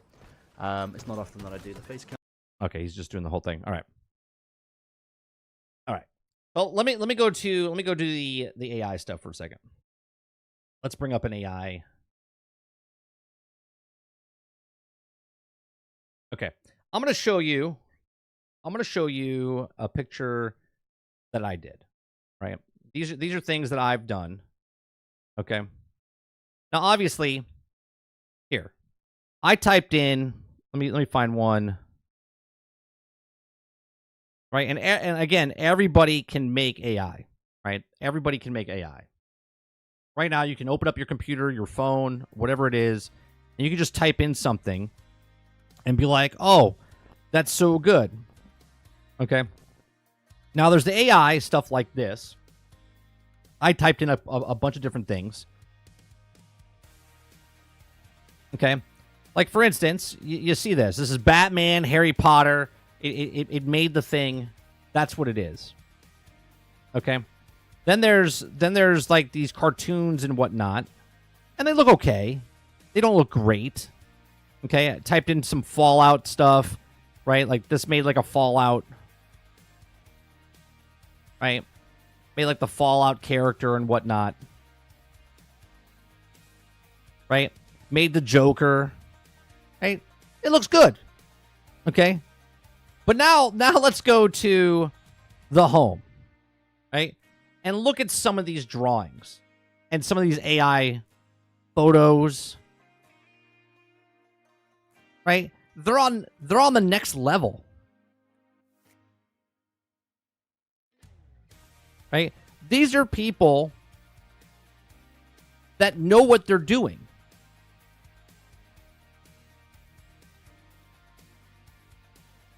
Right? Like, if you look at this, look at the description inside here. Okay?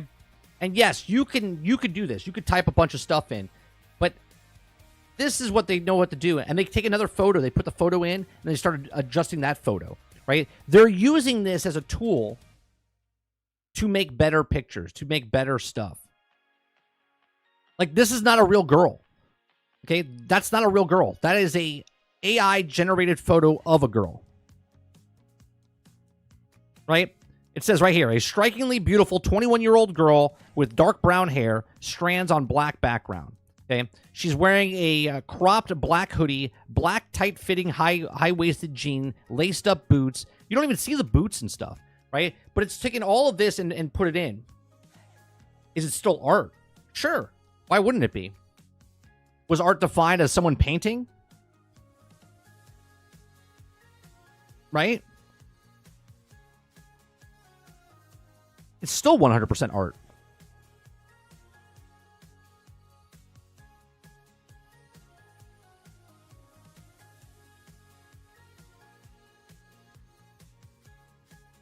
Hey, even something as simplistic as this, right? If someone put in their time with this, they could learn this better. So if you're a graphic designer and you're a person that's been in the business for 6, 7, 8 years, I wouldn't just throw away your career. I would adapt. I would adjust.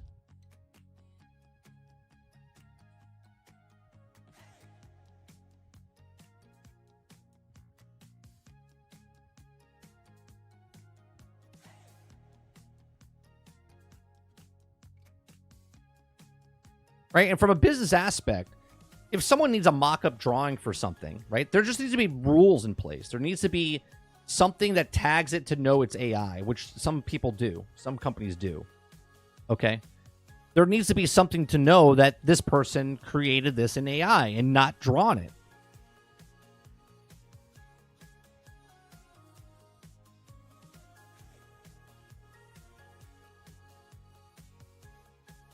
But these are amazing. Some of these you're like, what? And some of these were made in like less than 15 seconds.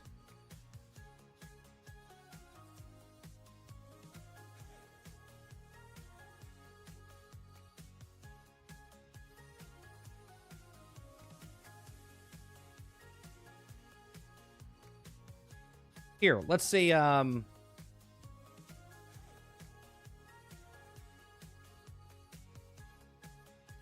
Let's make something real fast. Let's do.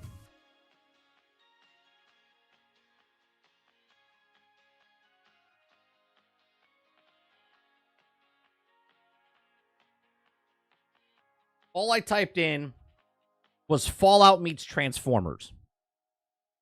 Okay. Fallout meets Transformers. And let's see what pops up.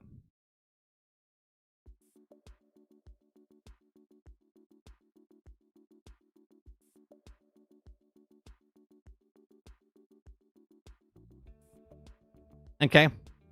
So obviously, this is probably the best one that it's done. Okay. Now, obviously, that looks pretty cool. Doesn't look great, but it looks pretty cool. Now, someone else. Okay, yeah, that is a game I would play. Okay. Now, if someone knows what they're doing with much better understanding of what AI is and has the time to do it, right, they could make this 1,000 times better.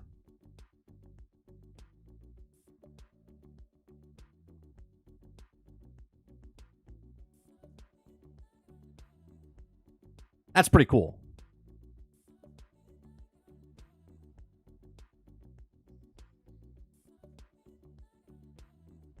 Because the computer knows what other people made, right? So if I went in and did the exact same thing, Fallout meets Transformers in I'm trying to think of give me an artist, chat. Give me an artist, the style of the artist.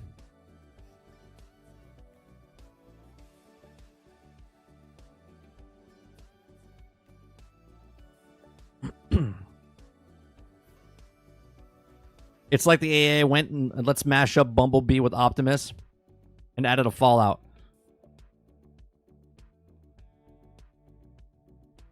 Tim Burton? Actually, that's actually pretty good. Let's see what it does with Tim Burton.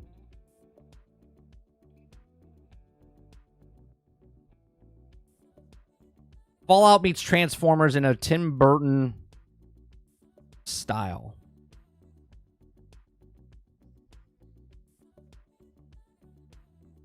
I'll do Van Gogh next.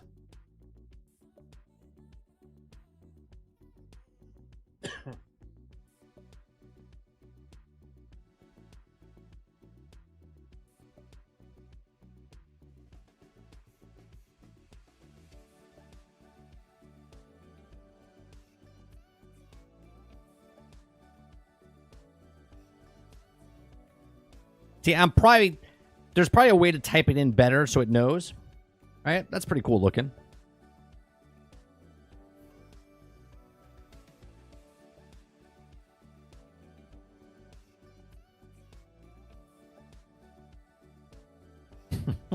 All right. Let me do another one. It's Elon's ultimate form. Let me see if it does it in a... It'd be interesting if it does it in a...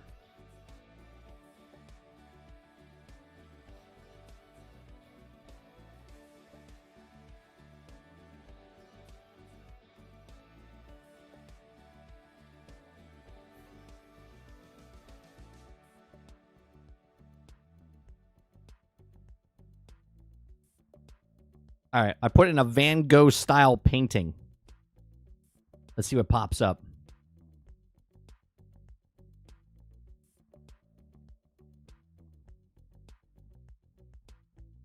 I mean, isn't that crazy? Now you see what I'm saying? Now these look cool, but they don't look great. Okay, I'm sure if somebody else, okay, came up with something, they could do much better. That almost looks like a stormtrooper, right?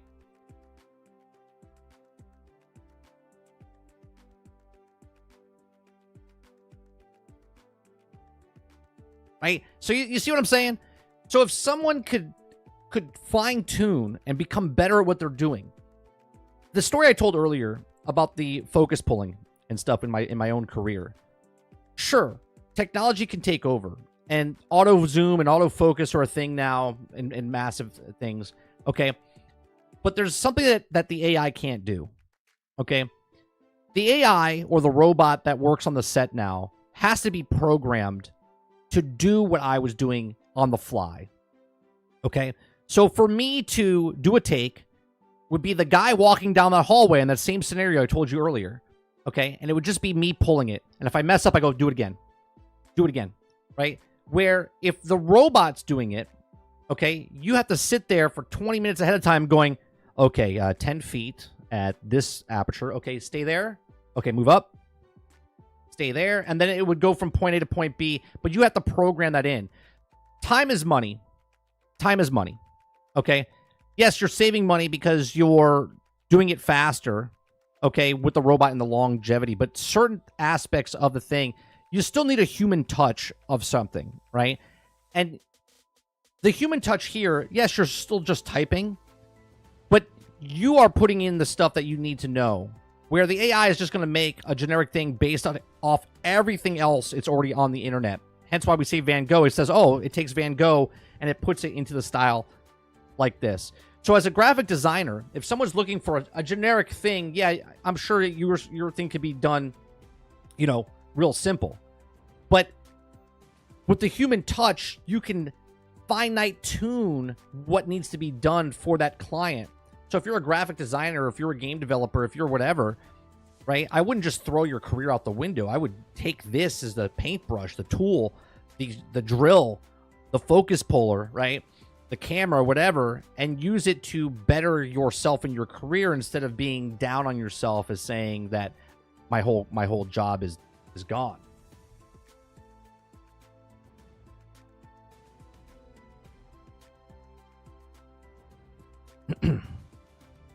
I want that now. Well, you could type in stuff, download it, and print it out for your own use in your house. You know what I mean? It's a crazy world, man. It's a crazy world. That is badass, though. We'll do one more. We'll do one more.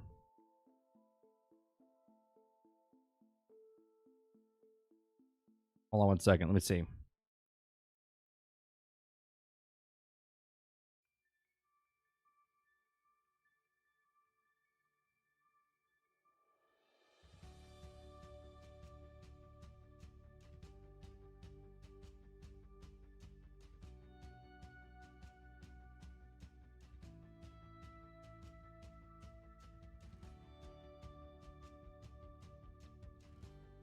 What else you got? What you guys put? Capella?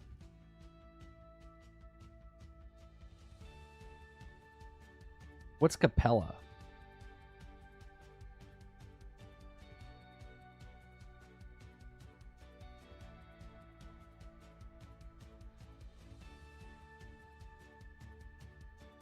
What type of art style is that?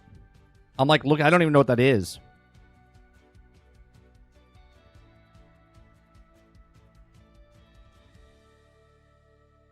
Oh, could you do that? Is there any rules or laws against that, Argus?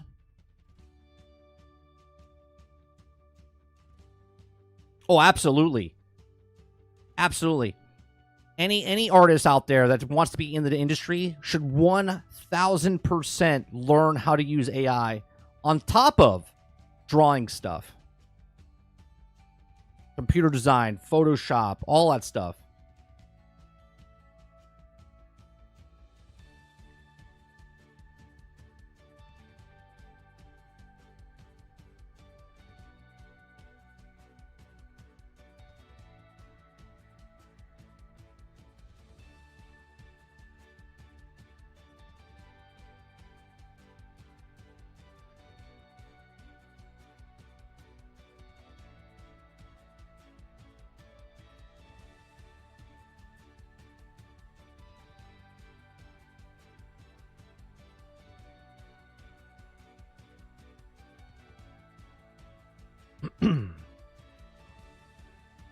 Yes, you can create custom displays of your own image and your displayed club member. Oh, nice.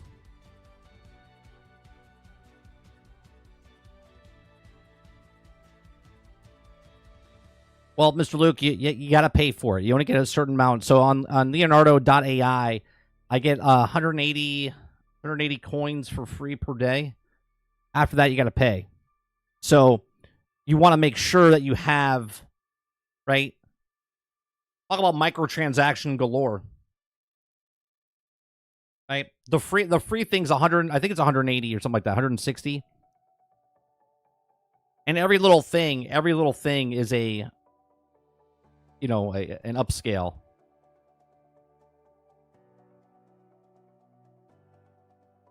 They all have free programs, and they all have, you know,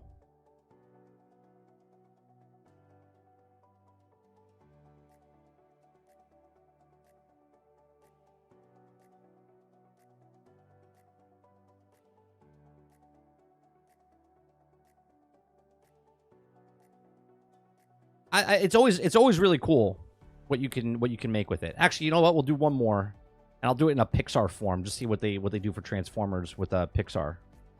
Let's see. Fallout meets Transformers in Pixar.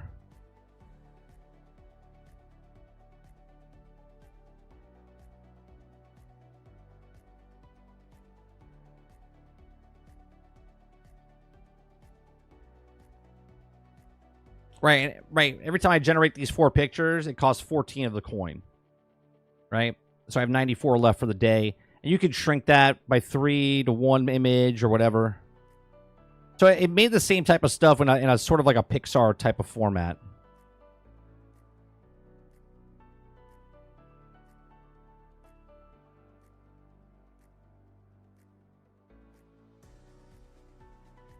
And again, I'm doing the bare necessity of, right? The more description you put in, the better the piece of art shows up.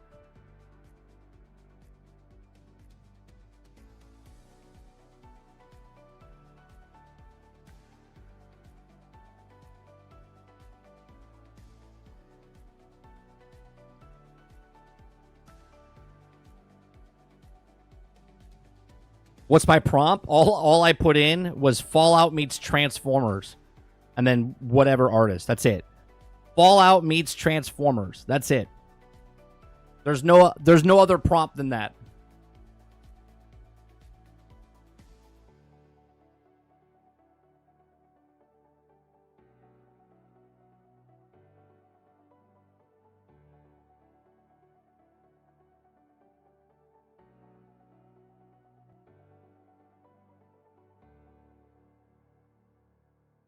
Okay, I want to get this other video. Sarge sent it to me this morning. And the first like 5 minutes represents, at least the way I took it, represents basically what the video game industry is doing as a whole. Okay. So let me grab.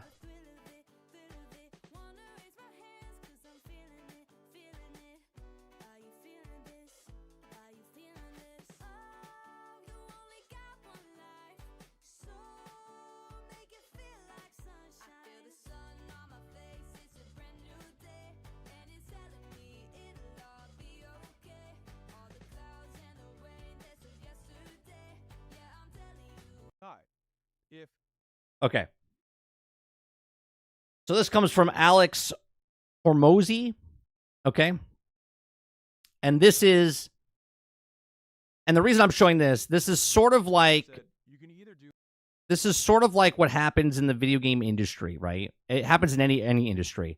So I heard this just before I went live, and I was like, oh, you know what? This seems pretty good. Okay. So he talks about in this first, we're just going to listen to the first like 5 minutes or so. It's a long video. I haven't watched the whole thing. But this first section is actually really intriguing to me because of how business sells to who they sell to, okay, and why they sell to these people. And then you'll understand. Now, as he's talking, I want you to think about just Sony and like Microsoft's business models of what they're doing, okay? So here we go.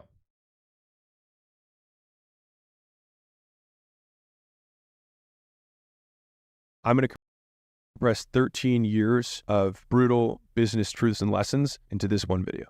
Brutal business truth number 1. Sell to rich people until you have the money to sell all the poor people. The middle is where you get killed. Elon said, you can either do a lot of good for a small amount of people or a little good for a large amount of people. And I will tell you personally, it's way harder to do a little good for a lot of people than a lot of good for a small amount of people. There is a reason that Tesla started at the top. They started only selling to rich people. They had the Roadster, which is $250,000. And so they sold those, and then he was able to go down market one and sell $100,000 cars to just upper echelon of society, the wealthy. And then after that, he made the X, which is a little bit cheaper than that. And then underneath of that, he made the Model 3, which was going to be the mass model, right? And each time, it was significantly harder to do the one before, because if you want to sell based on value in terms of low cost, you need to build the infrastructure for huge amounts of demand, because the only way that you make money selling to poor people is selling tons and tons and tons of them. Look at Walmart. Look at Amazon. Now, listen to that, right? Now, in what I was thinking when he was talking, explaining myself here, right? Sony is that high end. I've talked about this in the past, right? In the gaming industry, in the gaming market, Sony is that clientele, that higher end clientele. Now, obviously, they're not the rich, like we're not selling, but obviously the higher tier of the people that like Sony, right? Everything's just a little bit cost better, quality's a little bit better. Right? They pay a little bit more for it. Okay, that's what Sony's going for. They're going for that clientele. Now he's about to talk about Walmart. Okay, now Walmart is also making billions of dollars, but they don't sell to the rich. They sell to the lower tier people. Okay. These are businesses that were built for volume day one, and they win on efficiency. That was the whole point. Amazon, he wanted to have the best selection and the lowest prices. Walmart, everyday low prices. They win on efficiencies. Like, they all fly coach. They use fold-out chairs. They drink out of paper cups. They purposely breed the culture of efficiency because it's the only way that you can win if you sell to poor people. And I say poor people to be hyperbolic in terms of my language so that it drives the point home. And in this scenario, the poor people that he's saying in his analogy, which is not actually poor people, is the other people that have less money or don't have a lot of money to spend, but they want them to get into that market, which is what Microsoft is doing. Microsoft is taking the opportunity to put it out to everybody. Okay, they're putting it at a cost low. Look at what Ubisoft is doing, right? They're making the value where it's $70, $110, $130. But they want you to get that $18, okay? That's why they highlight it. That's why they do all this stuff. This is why Game Pass is doing what Game Pass is doing. Sony doesn't need what Game Pass is, right? Sony is just trying to make the higher end tier. This is why they sell the peripherals that they do with the PlayStation VR 2. This is what they're doing with the PlayStation Portal. They know their clientele. they can keep selling to that clientele. And this is why they know they can get that money from them. Okay. Where Microsoft is trying to get everybody else lower cost, get in there and go to as many people as possible. The Walmart way. Obviously, I buy from Amazon. But the point is that the strategy is based on volume. And you've probably heard some of my other tweets around this, which is solve rich people problems, they pay better.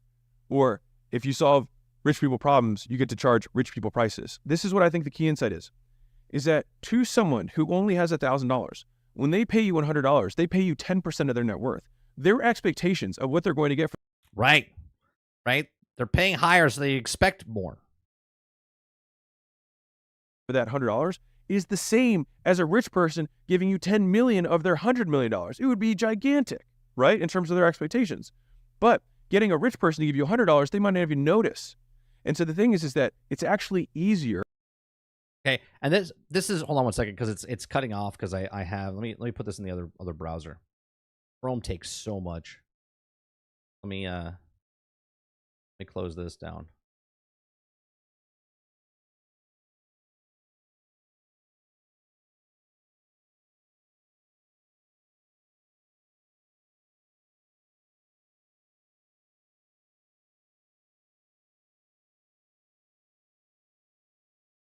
Sorry about that. High. If time delay. Okay.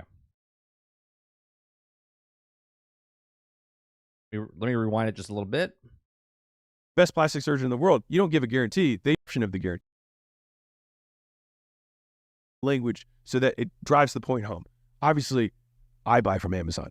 But the point is that the strategy is based on volume. And you've probably heard some of my other tweets around this, which is solve rich people problems, they pay better. Or if you solve rich people problems, you get to charge rich people prices. This is what I think the key insight is that to someone who only has $1,000, when they pay you $100, they pay you 10% of their net worth. Their expectations of what they're going to get for that. These are the people that might buy a microtransaction, right? I'm trying to correlate what he's doing to the gaming industry, right, as a business, right? The people that have $1,000, they might pay for a microtransaction, but the whales that have millions of dollars, they'll pay that, because this is why 20% make 80% of the profit for most people. That $100 is the same as a rich person giving you 10 million of their $100 million. It would be gigantic, right? In terms of their expectations. But getting a rich person to give you $100, they might not even notice. And so the thing is that it's actually easier in some ways to solve rich people problems because they're willing to pay more in an absolute sense for lower relative value. Right. And so with that extra profit or gross margin, you can absolutely over deliver for them and still make money and not have to learn all these things with infrastructure. So for example, if I wanted to start a bank, I would have to have $25 to $100 million to start it up. But if you do that, then you have to build the infrastructure so that you can handle money for zillions and zillions and zillions of people. A very hard business to get into. And so the idea is that you want to sell, at least this is my belief, is that you want to sell premium. You want to sell to wealthy people. You want to sell to a niche person that you can do a lot of good for in a very small slice because you don't have to compete against everyone. You can have inefficiencies and still make money without having to have tremendous infrastructure and skill. Now, if you look at that, what he's saying, now put that in place of the consoles that we have, right? Nintendo, Sony, Microsoft. Nintendo knows their niche, right? They compete, but they're not really competing. They have their niche. They know who their clientele is, and that's what they're doing, right? Sony, same thing. They have their clientele. They have their niche market, okay? Microsoft also has their niche market. They're trying to go for, but they're trying to go for a broader audience now because they're putting everything everywhere, right? Around building it. Once you they have the infrastructure. Make a ton of money doing that. You can obviously just do more of that, which big fan. Or you say, you know what? The next thing I do, I want to do for zillions and zillions of people. And so then you build a business like a Netflix that, think about how insane Netflix is. Just as a concept, you pay $13 or $15 a month or whatever it is now. Again, he's talking about Netflix. Just put that in place of what Game Pass or a streaming service is trying to do. And they create movies and shows, and they spend millions of dollars, and they sign comedians, and they've got all these shows that are streaming, and you pay $14 a month. It's absurd. Think about if you said, hey, mom and dad, I want to start this video subscription, and I'm going to just pay millions of dollars to get all these shows and movies made for us. right? I'm gonna spend $100 million to make a streaming service, and then I'm gonna charge everyone $10. And I'm just going to charge $14. It would be absurd. That's how much value you have to provide to someone who doesn't have. And that is what Game Pass is trying to become. They're trying to become the Netflix. They're trying to put as much value on there as possible. Now you can try to think about it as this is why they picked up Activision Blizzard, right? This is why they picked up the mobile market. This is why they picked up all the Call of Duties and all the backlog of Activision, because they need to put a lump sum of things on Game Pass to get the value of that. Have money to capture huge slices of the market. How are you going to beat Prime? $99 a year or $129 a year, whatever it is now, right? And with Prime, you get basically all of Netflix with Prime Video. You also have next day shipping, same day shipping. This is why I can't get rid of Amazon Prime.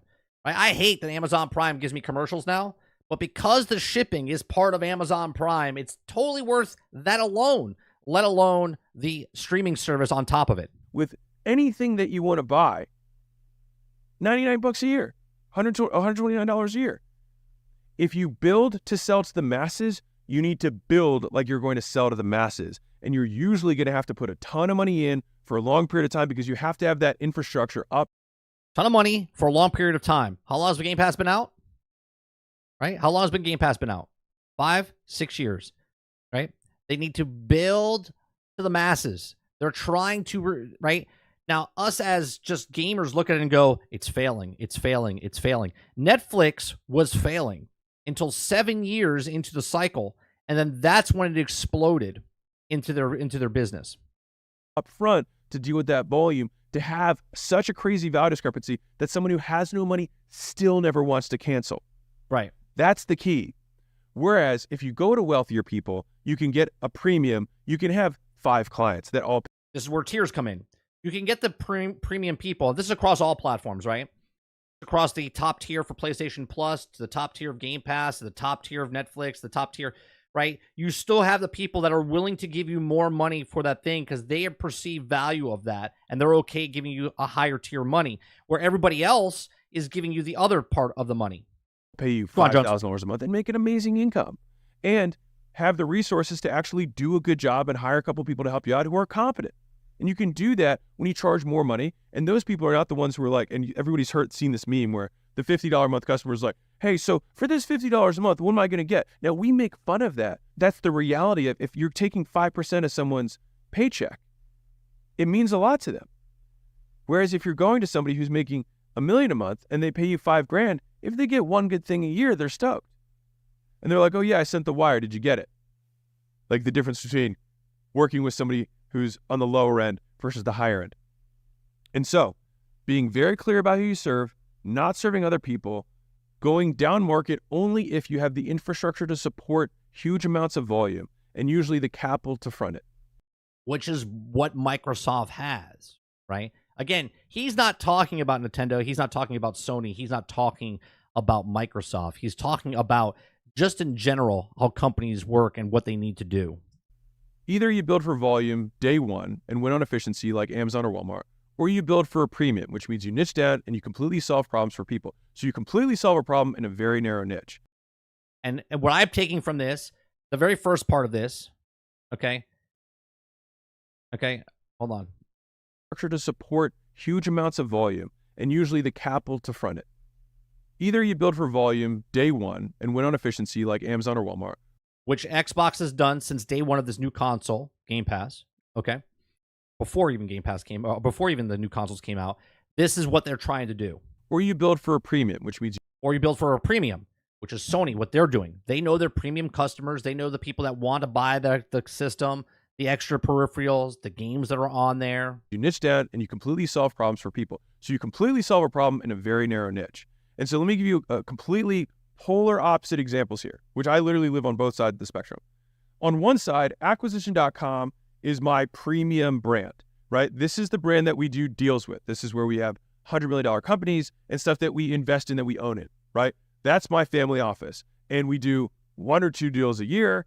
Just to be really real, we make very rich people way wealthier, right? That's what I do there. So someone comes in, is already worth $50 million, and we're like, cool, how do we get to 250? And that's what we invest in. That's what we scale the company.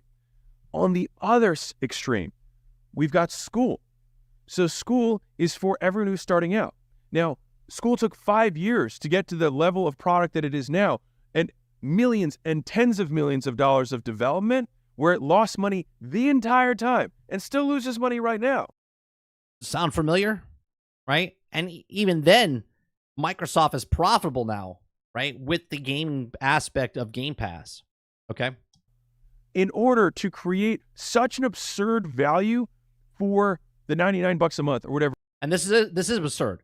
The PlayStation Plus, the value that's there, the Amazon Luna, Game Pass, Netflix, Disney Plus, there's a shit ton of stuff on there for the value. And if you buy one of those things, it costs the one price for like the month, right? If I go buy a DVD right now, it's like $22.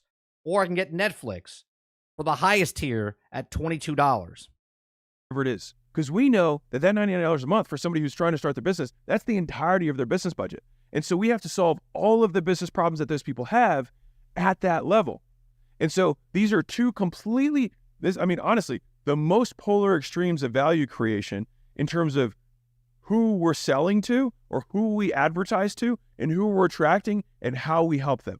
And so there's no coincidence that I did acquisition.com before investing in being a co-owner of school, because I had to make enough money to be able to afford to sell to people who don't have much, to be able to help build the... Right. He had to become somebody that he wasn't, so he could sell to the people that he was. Infrastructure and invest millions of dollars to build that so that we could accommodate millions and millions of users. Right now, we have many millions of users on the platform. If you are confused about how to sell rich people stuff, first off, the easiest hack for selling to rich people is do what somebody else is doing that sells to rich people and do it in half the time and charge twice the price. It's actually pretty good. It's actually pretty good, right? Brilliant video. These gamer pundits need to listen as they still want to have an issue with Xbox. And this is why I love taking stuff like this, Z. And he's not, like, again, he's not talking about the gaming industry. He's just talking about businesses, right? And I'm correlating it to what the business industry is doing for gaming. Number one, rich people pay for time above all else. But if we look at the value equation, you've got the outcomes. You got to make sure they want the outcome that you're promising. The outcome is you have PlayStation. People want PlayStation because it has games, first-party titles on there, and this is why they want it. Xbox, people want it because the value's there because of Game Pass. People want Game Pass, right? The rich people want the quality of the stuff. In this scenario, the rich people, okay, and the poor people type of stuff, right? And then you've got the three other variables. You've got risk. I have no idea who this guy is. His channel's called Alex Hormozy, okay? He's got 2.37 million subscribers. This was filmed 9 days ago. 1.1 million people have watched it. I've never watched his stuff before. Sarge sent me this morning. I literally watched about 5 minutes of the 7 minutes and 53 seconds. So this is all new to me. Okay.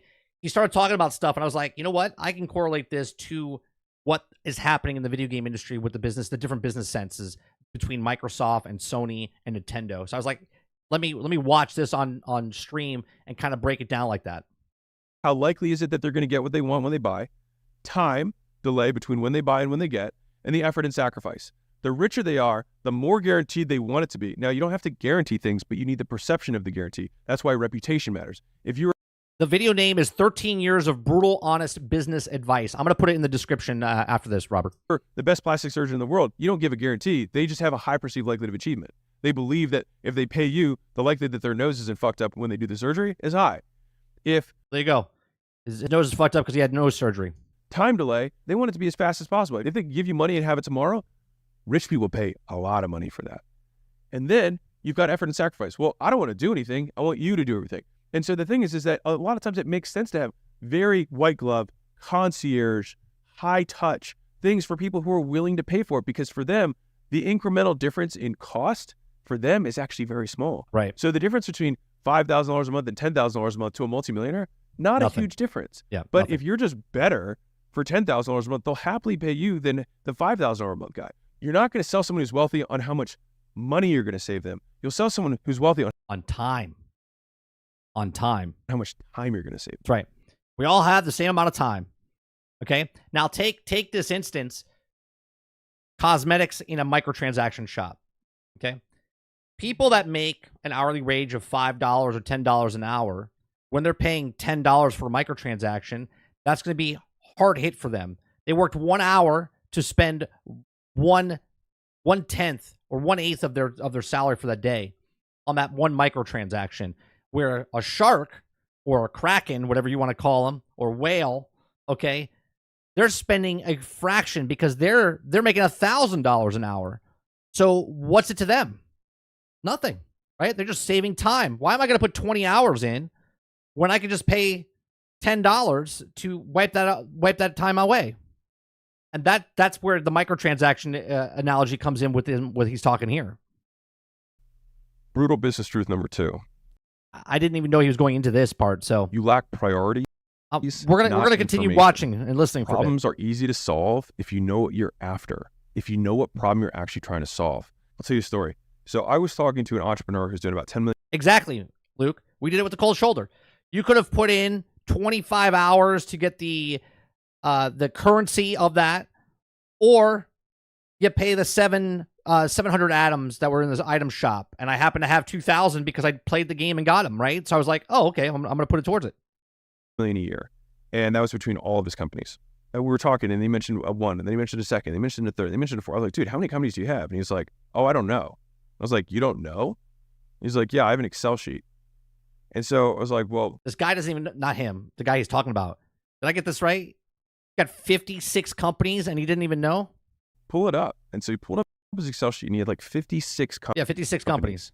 That in total were making like $10 million a year. And obviously one of them 56 companies making $10 million a year. Was the biggest one that was doing like half of that revenue. And that was actually the company that I had heard of that he founded. And I said, dude, if you just only had that one company, how easy would it be to like 5x that business? He was like, oh my God, if I didn't have these other 55 companies, it'd be a joke. What a problem to have, huh? What a problem to have. I was like, so if I waved a magic wand and that happened, you think you could do it? And he was like, yeah. And I was like, then do it. You can wave the magic wand. You can end these other 55 partnerships so that you can do this one thing. And what's crazy is that. So I wonder how many businesses are losing money. If he has 56 companies, he's making 10 million, and the one company is making majority of that money, that means there's a lot of companies that are not making money. A year later, I talked to him, and he had done just that. He was like, dude, I like didn't sleep for 3 days after we talked because I was like, oh my God, that's it. So I see strategy as priority. So when I put that in the description of this is why they got rid of Tango Games, this is why they got rid of Arcane Studios, this is why they got rid of the other ones, because the other companies were making money for them. These companies were not. Prioritization of resources, right? You have unlimited options, but you have limited resources, time, money, people, etc. And so how you choose to allocate those resources against the unlimited options is your strategy. It is how you prioritize. And when you have one clear goal for one clear company, for one clear customer, the prioritization actually gets pretty easy. And so a lot of people keep looking for these unique insights when the reality is you don't even have a goal. Have you defined the problem that you're trying to solve? And most people haven't. And that ends up being usually the first question I ask someone. They're like, hey, I'm stuck with my business. And I just say, well, what's the goal? And then I'm taking a lot of leeway here. Again, comparing it to what they're doing here, right? Game Pass is the goal. I said they lost their way. They don't know their identity. Their identity is Game Pass, right? This is what they're sticking with. A lot of people, they don't know what they want to do. Sony knows what they want to do. Sony knows what kind of clientele they have, right? Nintendo knows their clientele. I said this on the podcast 2 weeks ago on Lono's thing. I said that Xbox has never had their identity, right? They have the identity now, which I've said about 5 years ago, 6 years ago, before they even came out. I said, this is Game Pass. Game Pass is their everything. Okay. Now, obviously, Game Pass on just the consoles doesn't make sense, but Game Pass everywhere does make sense, and that's their goal.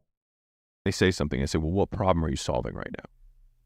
And so if you can't clearly state current state, desired state, obstacle, you're running around like a chicken with your head cut off. You're not going to solve anything. You're going to do a lot of work, but you're not going to move forward. So I had a media company approach me.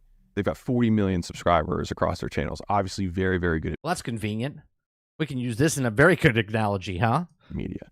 They said, hey, we've been listening to your content and we think that our constraint, like the problem that we need to solve that will get us the most bang for the buck, is that we need to optimize our SOPs for the media company. I said, okay, well, what's the goal? I was like, is it to just get more famous or is it to make money? And they're like, no, we want to shift into monetization now. I was like, okay. So let me ask you this, what product do you sell? And they were like, well, we don't have a product. Okay. We don't have a product. Game Pass. Not a product, just a thing that you're selling other things on. I was like, okay. They're not making the stuff. They're just taking stuff and putting it on there.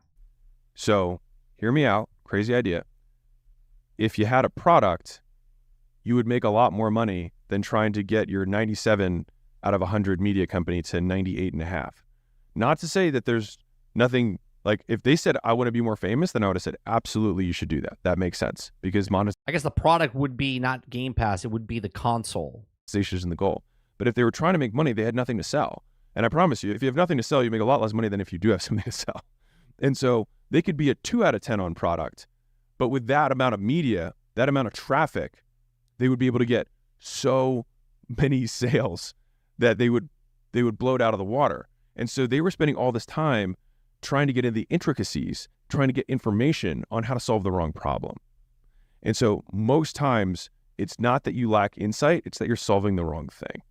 And I think the reason that happens so frequently is because those entrepreneurs are media entrepreneurs. They like media. They feel comfortable in media. And so they like solving media problems. And so they like solving problems that they know how to solve because they've solved them before. I'll tell you a different story. I had a guy who came out for a workshop here at acquisition.com, and he said, hey, can you go over the closer framework? And I said, okay, you flew across the country. You've been here for a day. You had this one opportunity to ask this question to me. I was like, is sales a problem in your business? What's your close rate? He said 40%. I said, so sales is not the constraint of your business. He was like, no. I was like, then why are you asking me about the closer framework? And I actually think that lesson was way more powerful than me trying to go over the closer framework, because the reality is he was a sales guy. He loves selling. And so he wanted to hear me talk about sales, but sales isn't the problem in his business.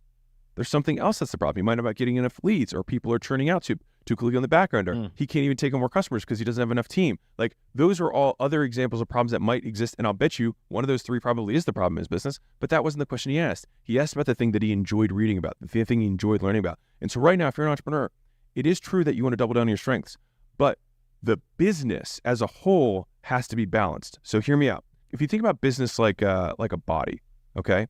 And you're a bodybuilder, and so you want to have ideal ratios for everything. Right, you don't want to have upper body with no lower body, right? You gotta make it even all the way around. In terms of, like, if your arms were like this big and your quads were tiny, then you look weird, right? So you want to be a specialist. Like, you, sure, as an individual contributor, keep doubling down on your strengths, but the business as a whole will only be as strong as its weakest link. And so this is where people get confused with double down on your strength versus be well balanced. The business needs to be balanced. Your physique in total needs to be balanced. But you as an individual contributor can double down on your strengths. You want a team of people who are all doubling down on their strengths, but you as the organizer of the business need to make sure that the business as a whole is balanced. Otherwise, it will get constrained at some point, and then that point will be your point of failure. That will be the weak link. That will be the part of the bridge where only $1 can get across, even though you've got 10x the front end and 10x the back. I can correlate this. I can correlate this with the consoles. Okay, so Sony's business model, right? Their upper body was their first party draw, right? Their upper body was their clientele that was buying the PlayStation 5s, buying the headsets, buying the portals. Okay, but that's it. They needed to move. They needed to work on their lower body, their weak point. Their weak point was PC, right? Their weak point was trying to get the more clientele from the other market. Same with Xbox. Xbox, their weak point is console sales. They don't have the console sales. So they had to adapt and change and make it to where we don't need the console. We actually need more people. Our weak point is getting out to people. Their actual problem is not a problem that Sony had. Their problem is completely different, right?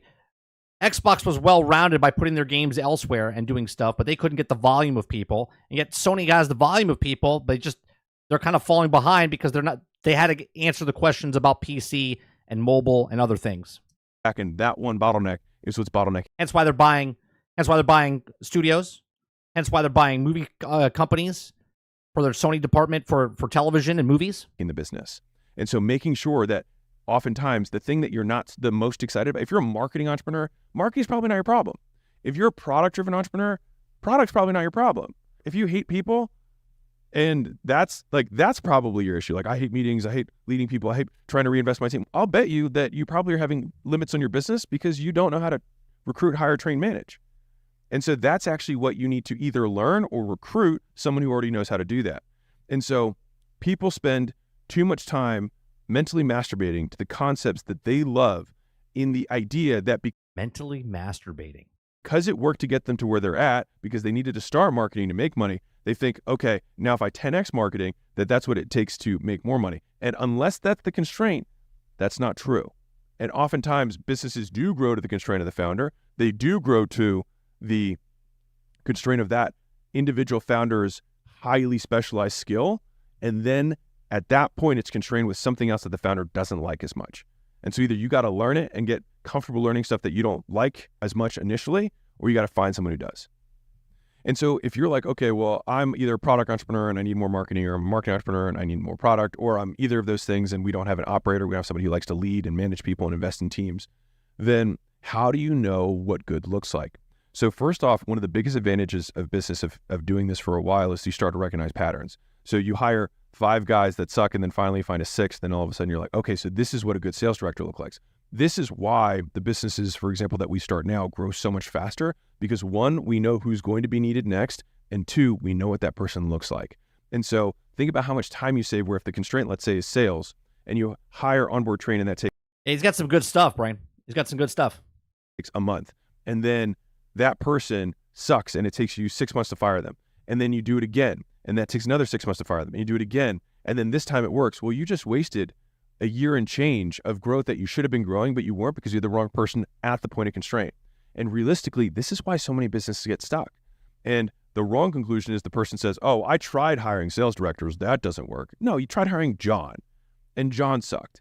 It doesn't mean that there is no sales director. It doesn't mean you're the special snowflake that no one can ever replace you, that no one can do this role. It's just that you can't. Like, there's Microsoft, there's Facebook, there are gazillion-dollar companies. Someone out there on earth is better than you literally at the thing that you're best at, and definitely better than the thing that you suck at. Now, how do you actually tactically find these people when you don't have the experience? So I'll give you the tactics how I think about this. 1 is I interview lots of people. And so if you think about the interview process as an education process, in asking them as much as you possibly can, act like an ignoramus. Just be like, I don't know anything about this. Tell me about it. And then don't then immediately jump on the first person. Go on 10 dates, go on 20 dates. I'll give you a little sideline story. For school, Sam, the founder, interviewed 600 developers before he found his co-founder. 600. And the way that he did that is the process that I'm outlining. So first he said, hey, who here knows anything about development in his network? So he started interviewing those developers. And then he said, hey, can you introduce me to the best developers you know? And so those people introduced him because they had a better context. He's like, I'm not hiring any of you. I want to know the best people you know. And so eventually he kept going up the ladder of, he talked to those people and say, who's the best one you know? And he kept going up and kept going up, only to fact find, only to find information, until he found somebody who was like, oh my gosh, this guy said more things. Oh, for sure, Luke. I could watch this and break it down. We're not going to watch the all 100, an hour and 30 minutes. We're probably going to end it here in just a second for this. Saint says, I feel like Sony is being the hare and the tortoise and the hare. They're ahead of and they're slacking off. I don't know if they're slacking off. I can see that example, though, that you're saying, Saint. I don't think they're slacking off. I just think that they were set in their ways. And I said this years ago. I said they have to adapt and change, and they've done that. They've done that. They've already made the change to where they have the PlayStation Plus type of thing. They have their peripherals. They're on the PC now. I think the industry, the way it's going, I think they'll be fine. I don't think any of these studios are closing. Okay, I don't think that we see Microsoft or Sony or Nintendo go bye-bye anytime soon. Honestly, we as consumers, we're just buying games from them. Together, they're working together in the industry. They set the tone of where it's going or what it's going to be. This is why I said that cloud gaming is going to be what it is in 6 years, sooner rather than later, because they've decided as a whole, as a company, as companies in the industry, they've decided that they wanted to turn it this way. This is why they're investing in that infrastructure. It made more sense. And at this point in the process, he'd already spoken to so many people, he had a good context from which to make a judgment. And so that is the process. I will like Nintendo needs Sony. Sony needs Xbox. Xbox needs Nintendo, right? They all need each other, right? They thrive off of each other to have these wars, these console war, these game wars, these exclusives, right? If Microsoft went bye-bye, okay, would all of a sudden PlayStation put their eyes towards Nintendo? No, they would be in two separate worlds because the clientele for Nintendo is separate from PlayStation, right? So would PlayStation then have to get exclusives to compete against Microsoft? They wouldn't. They wouldn't. And a 1-to-1 ratio of first-party games from PlayStation to first-party games of Nintendo, they're not even close. Okay? Not even close in comparison. Nintendo does 3-4 times the amount of software than what PlayStation does. Okay? And that's what people don't understand, right? Xbox guys hate Sony and Sony guys hate Microsoft guys, but they need each other to make the thing go around. Tell you what I personally look for now. I look for the quantity and quality of metrics that someone has to describe their role. And so I'll give you a binary example. So on one hand, I was hiring someone for customer success, let's say that's like you're getting a lot of churn, you're not getting a lot of I can look at that in a second, Luke. You're not getting good reviews, your NPS scores are low, etc. You're then saying, okay, Mr. Customer Success candidate, tell me about customer success. What metrics do you measure? Now, if they say like, I just want to make sure people are happy, that they're having a good, they're good time, and that they're getting results and they're having a good experience. I'd be like, cool. Well, what do you measure? And if they start squirming around like, well, what do you measure? And they can only come up with one or two things, then I already know that this person obviously can't drive an outcome because they can't even define an outcome. Now, on the flip side, if that person says, okay, well, we like to define an activation metric up front that we can do within the first 48 hours. Then we have like, this stuff's getting a little bit more business, and I can't relate this stuff to the time consoles. to value and what's our North Star there. We also like to measure CSTAT, but I don't like to do it too often because then customers don't like filling out the surveys. And so we want to make sure that we can do it ideally within the customer journey during a value-driven exchange that they're going to have with a customer service rep or some sort of account rep that they have to manage, and then we can just tack it into that process. I like to look at churn, but churn I see more as a lagging indicator, and I look at these other things, especially what's our time, like how long does it take from sale to onboarding? What's that handoff look like? What percentage of customers are backing out in the first 24 hours, 48 hours, 72 hours? And what percentage of these customers are leaving us a review by day 30? And so all of a sudden I'm like, okay, well, he just said like 9 different metrics and had reasoning. I'm going to fast forward a second because there's another thing here. I want to see what it says here. Rules, it's because your standards are too low and you're hiring stupid people. Rule number 4, lots of rules mean you have dumb people. So let's talk about that for a second. So one of the things to prevent against this is Did it say a lot of rules means lots of rules means you have dumb people? Okay, I'm intrigued. Second. So one of the things to prevent against this is a rule from Amazon, which is that every person you hire, you want to raise the average bar of the team that they're getting hired into. I literally used this yesterday with someone that we were interviewing. Layla was like, what do you think about this person? I said, well, do they raise the bar of the team? And it was like, I was like, all right, well, then there's our answer. Because the thing is that all companies will, unless controlled for, dilute down talent. I mean, I've said this, okay? You're only as good as your weakest link. You can have fantastic developers on your team, but if you have one weak link on that team, it brings the entire team down, especially where that person's link is, okay? Because if they're behind on something, then it brings everyone else behind, right? You have to have, this is why I always say, you hear me say it 1,000 times, you've got to work your ass off all the time. You've got to be the best of the best all the time, because somebody else can always come in and take your spot or you get dropped. So people, 6s will hire 5s, 5 will hire 4, 4s will hire 3s, and people will always hire people that they're not threatened from. That's right. Because they want security first.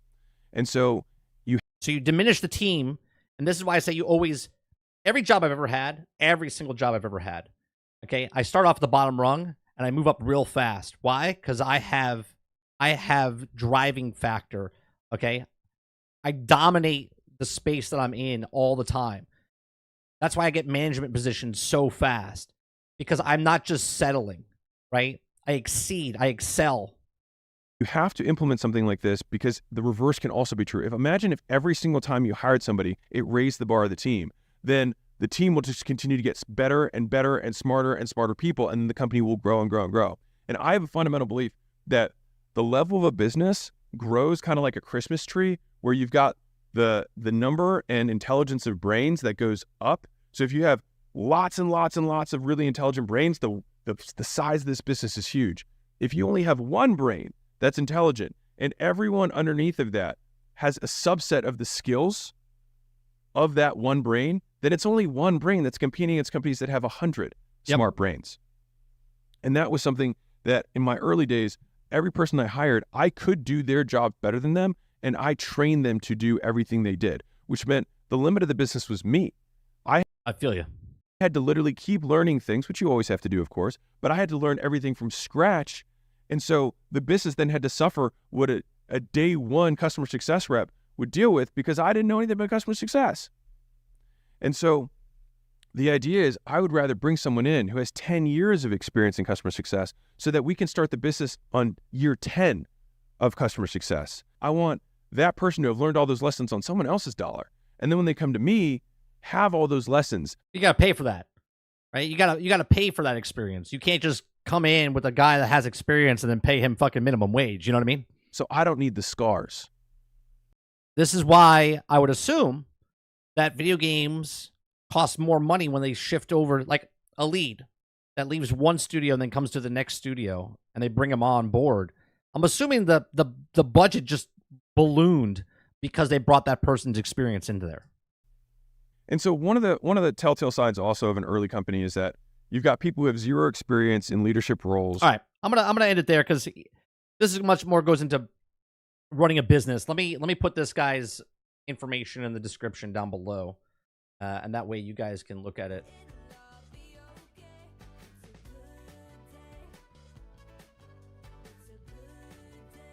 I'm gonna end the video there. We're not ending the stream.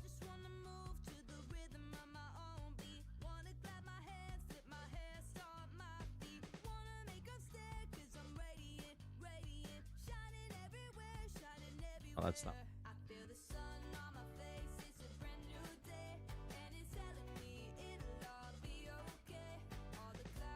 What is happening? Put the name in, would you? Jesus.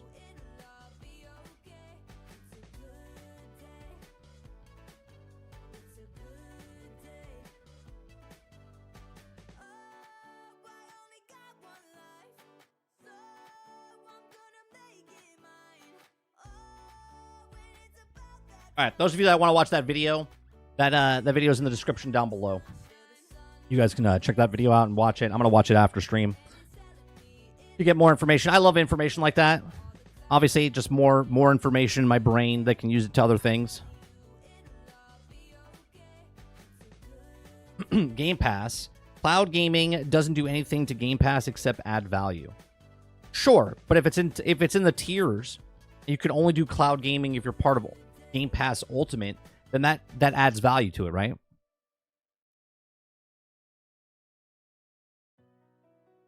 Right? If you can't access cloud gaming unless you're in part of the tier that it's in, then it does do something for Game Pass. Game Pass is what it is.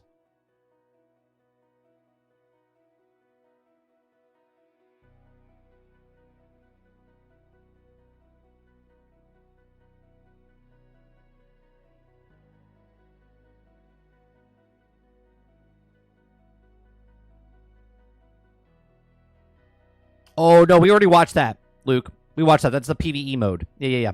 We watched that part.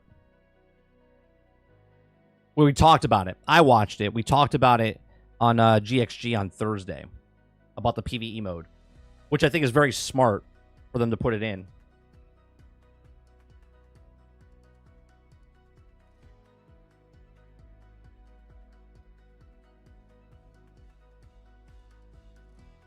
Oh, Solomon... He put in. Oh, this is cool. Let me show you this. Right, he put in. I can't show you the high quality of it, but he put in the same stuff. Right, he put in the description. Fallout meets Transformers in the prompt, and I used Midjourney to get this. Okay, this is what he put. Look at those things.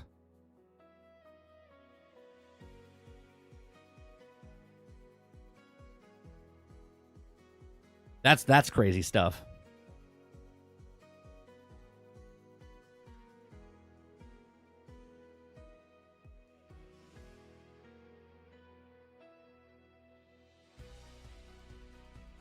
Yeah, that's crazy.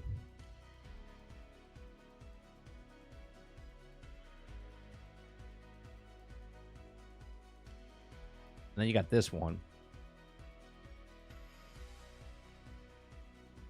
This is the Van Gogh stuff. Right? That's cool too.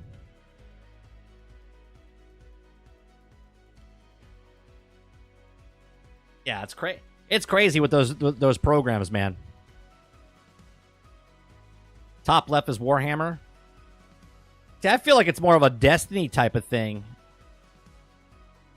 Right? This looks like the tower in the background. It's like Helldivers meets like Destiny.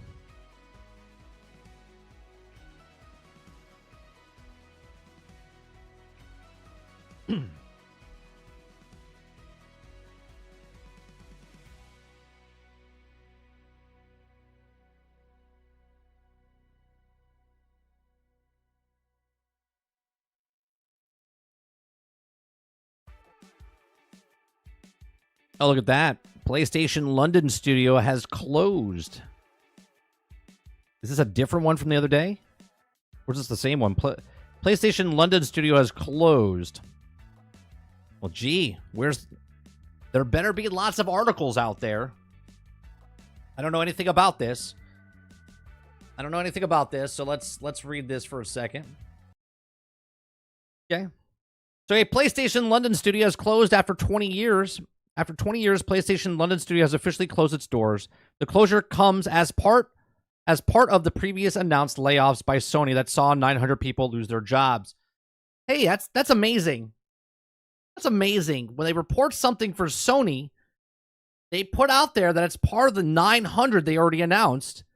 And yet, when they announce it for Microsoft, nobody reports it as part of the 1900 until 2 weeks afterwards. Amazing. Okay. As goodbye, the studio took to Twitter to share its final message. For over 20 years, London Studio has also been home of some exceptional talent and wonderful people in the gaming industry, and the studio said, quote, as we close the doors to all go forward to our new adventures, we wanted to say a heartfelt thank you to all those past and present players and the colleagues who have supported us over the years. We've had one wild and wonderful journey, and over its 20 years, PlayStation London Studio has also been known for making games for its console iToy accessories in mid-2000s before developing SingStar franchise. It also developed a couple of games for PlayStation VR Worlds, and Blood and Truth. In 2024, the gaming industry has seen over 10,000 people lose their jobs in the first 5 months. In 2023, roughly 10,500 people lost their jobs within the industry. So there you go. Okay, there you go. All right, again, part of the industry. Okay, now someone will be like, well, they only made VR games, so it doesn't really matter.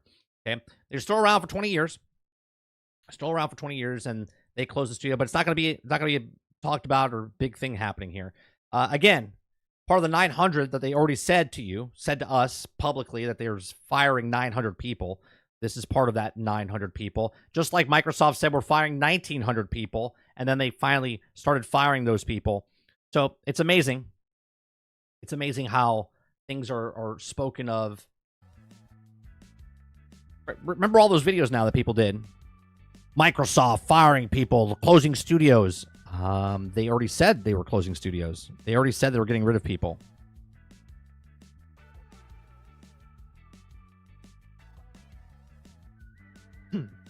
The difference, though, Krebsy, is at least it's put in the light of these are the 900 people that were losing their jobs. This is part of the 900. That's the first freaking paragraph that they put in this sentence here. Meanwhile, the Microsoft ones from 2 weeks ago, nobody mentioned anything about the 1,900 people that it was part of. They said that on top of, right?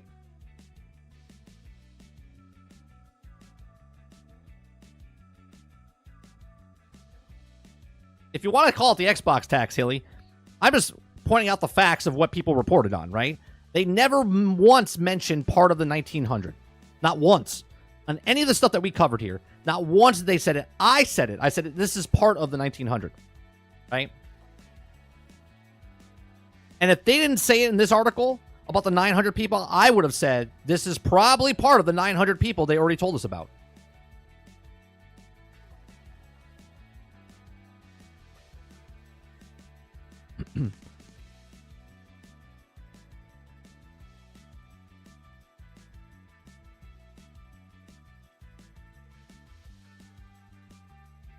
Oh, I know you weren't joking. They made Microsoft look more villainous for closing their studios. I mean, this is why I don't wear a jersey, Argus. Right? I don't wear a jersey. I'm split down the middle. I just read the news for what it is, and I tell people, like, don't believe that this is on top of. Okay? This is part of the 1900. This is part of the 900. This is part of the 1900. This is part of the people that we already knew that were closing.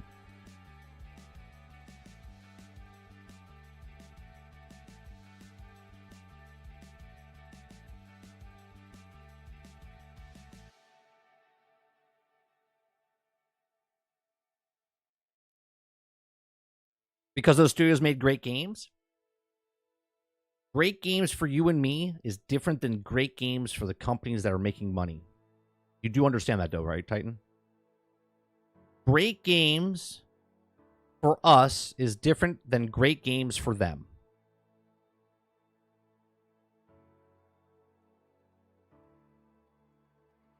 This is old. This is the same story, and I disagree. They made anyone look villainous. They just report the news. Bros. Not one article. Come on, bro. Not one article had a sentence like they just did, okay, in this article. You're literally lying out of your asshole right now, Rose. Right? None of the articles last 2 weeks ago when we were talking about the studios closing for Arcane and Tango, not one started the sentence off in the top of the thing with the announced layoffs by Sony saw 900 people lose their jobs. This is the previously announced. It was already previously announced that 1,900 people were losing their jobs. Not once did an article put that in part of the 1,900. Come on, bro. Come on.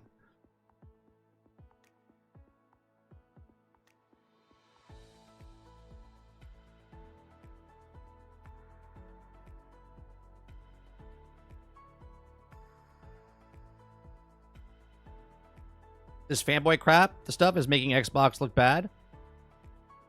I am not a fanboy on either thing. I am pointing out the fact that they never reported once that it was part of the 1,900.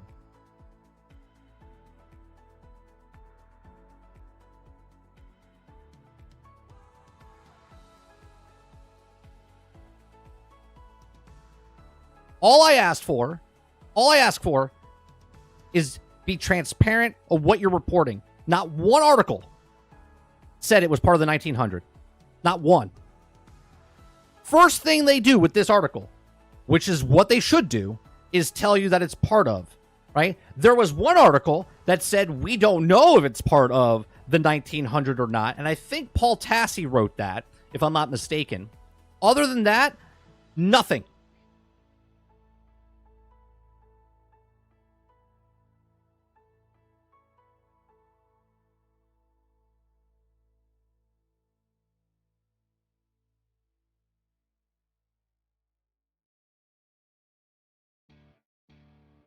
With Microsoft closures, it was all said state of Microsoft taking away people's jobs, not knowing what they were doing in the company, and they need to just close down and kill talent.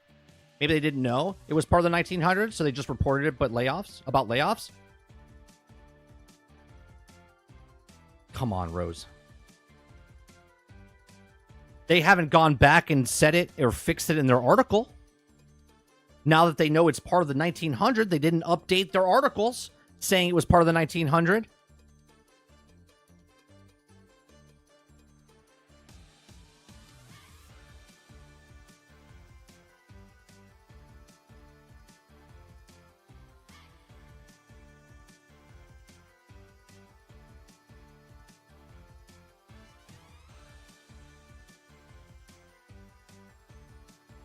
Are you literally defending the reporters that are supposed to do their job? Is that what you're doing right now? You're defending the reporters not doing their job correctly? Even if it is the case that they didn't report it right now, if you go back to their articles, they better have an update saying it's part of the 1900.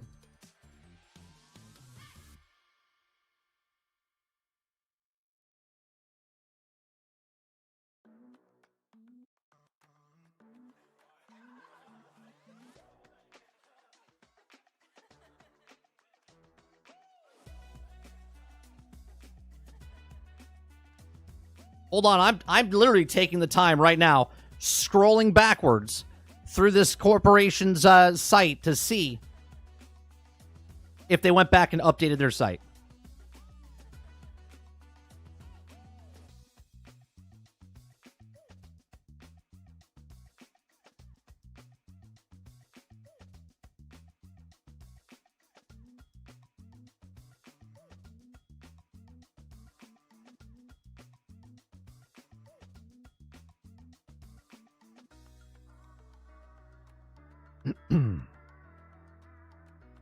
That's what I'm doing right now, Z.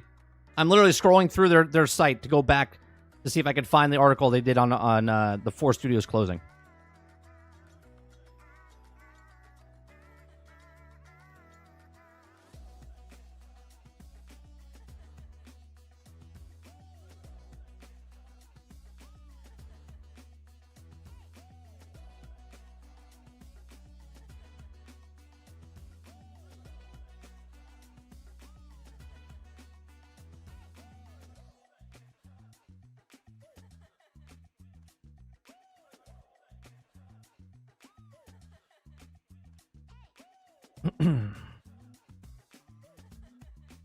There's a lot of shit I have to go through here.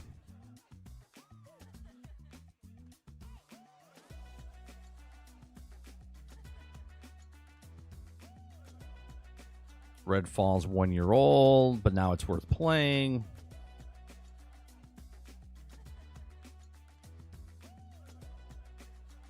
When did the things happen?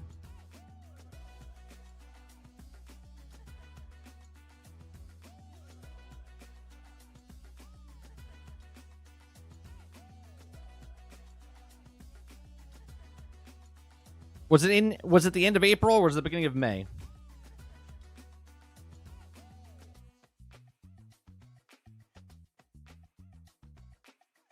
I think I might have missed it.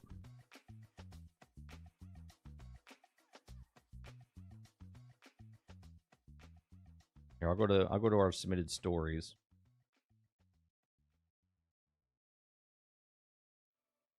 Like 2 episodes ago, right?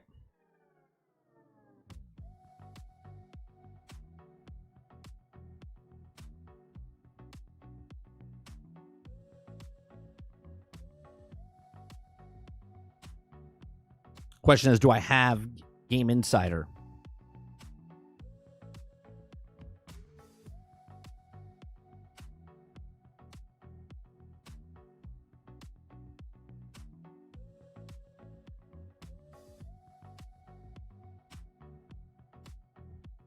Inside Gaming, whatever the fuck it's called.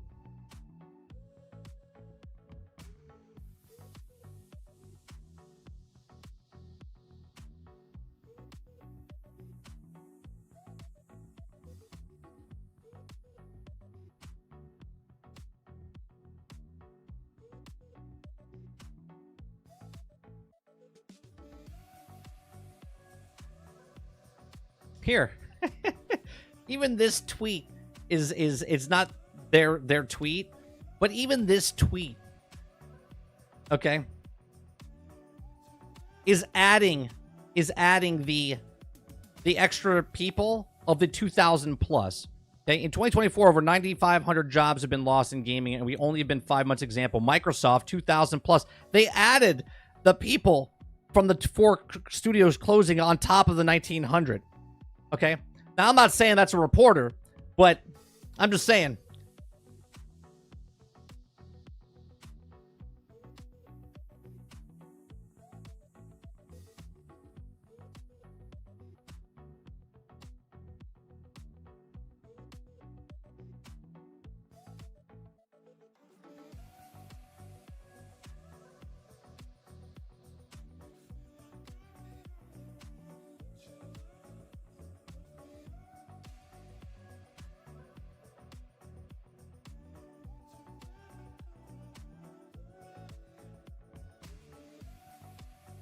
Bethesda.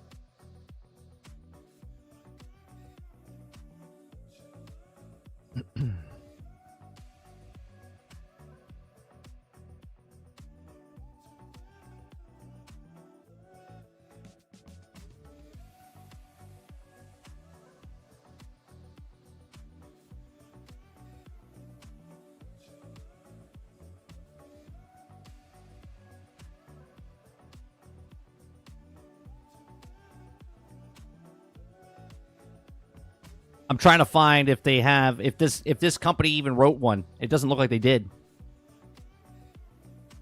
Yeah, Inside Gaming didn't write an article for, at least when I searched Bethesda.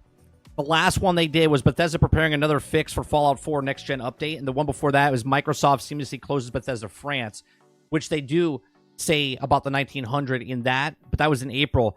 They did not write an article on the 4. Okay. But all the other ones that did write didn't write that it was part of the 1900.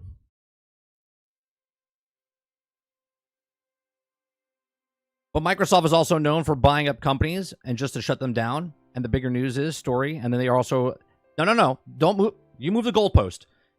It's not about if they're known about buying companies up and just selling them for bigger news story. That's not what the news story is. The news story is people losing their job and they should be part of the 1900. That is the news story they report on.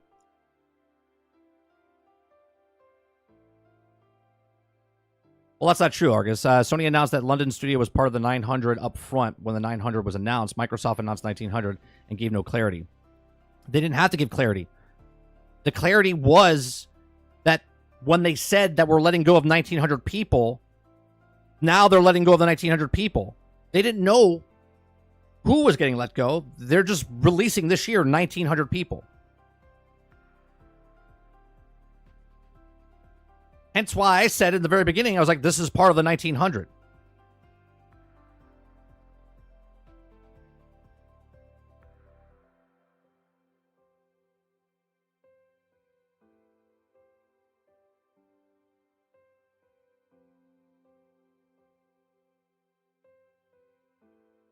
That's exactly how they stated it when they announced that 1,900 people were going to be let go.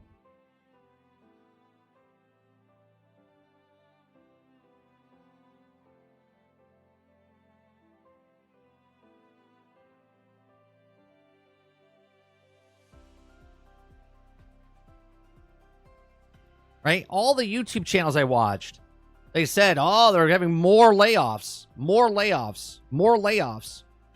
Oh, they had the 1900 with more layoffs. It wasn't more layoffs. It was the layoffs.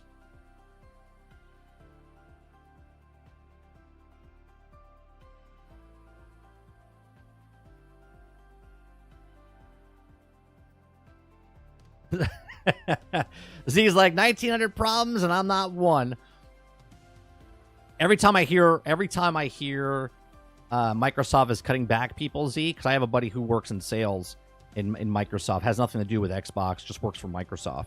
Because you don't know what that 1900 is going to be. I always call him like, did you lose your job? He's like, nope. I'm like, okay.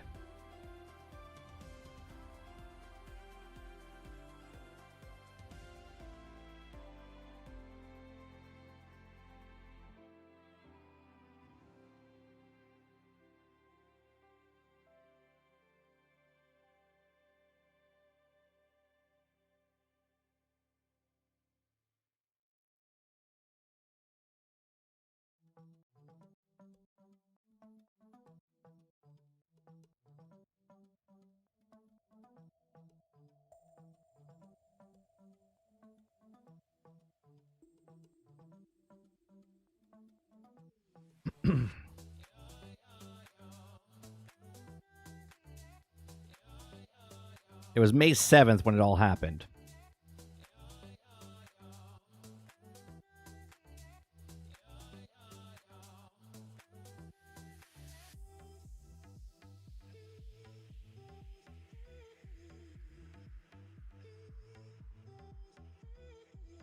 All right, so let's see.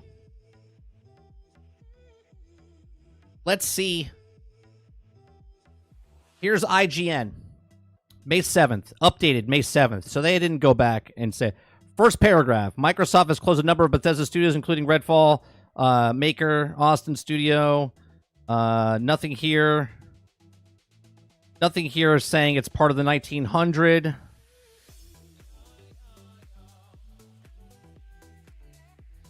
The company announced plans to cut 1,900 staff from this video game workforce amidst the boom time of Bethesda. Okay, Microsoft announcement of cuts of Bethesda came over 3 months after. Okay. Just over a year after launch of Wi-Fi Rush, also has been considered to be one of the best Xbox in recent years in April 2023. Okay. So, doesn't say it's part of. All right, let's go to the next one.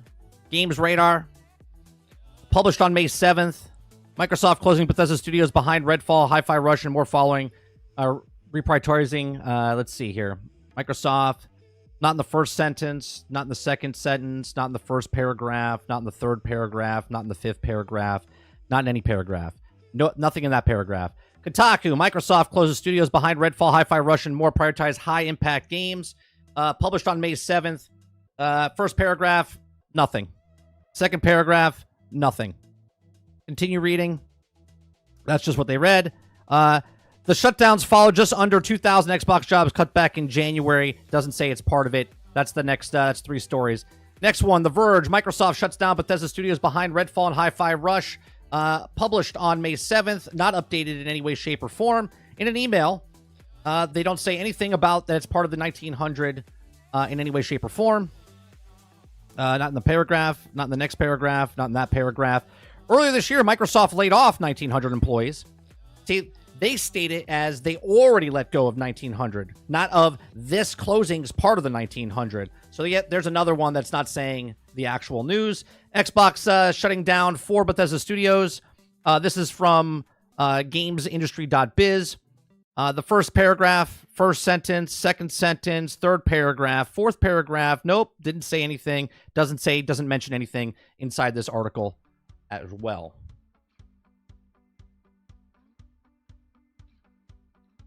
I mean, I don't know what to tell you.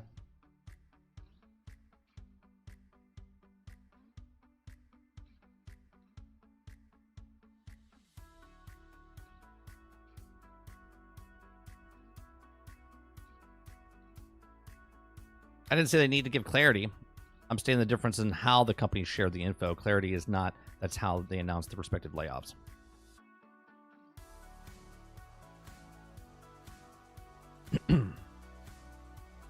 By just making the assumption certain websites and journalists are trying to make Xbox look bad, it's just BS to me. None of those sites stated in any way, shape, or form that it was part of the 1900.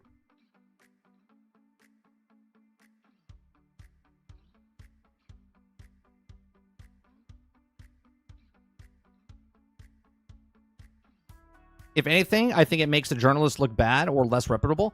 That's what we're talking about, Rose. We're talking about that the journalists don't report the actual news. They run with a narrative to make one company look worse than the other.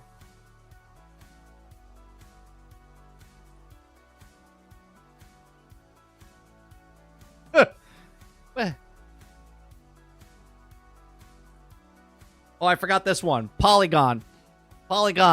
Let's see. Microsoft closing Redfall, Hi-Fi Rush Studios amongst other cuts. They don't mention it in the first paragraph. They don't mention it in the second paragraph. Don't mention it in the third or fourth.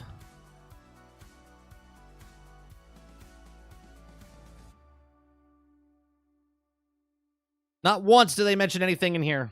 Nope.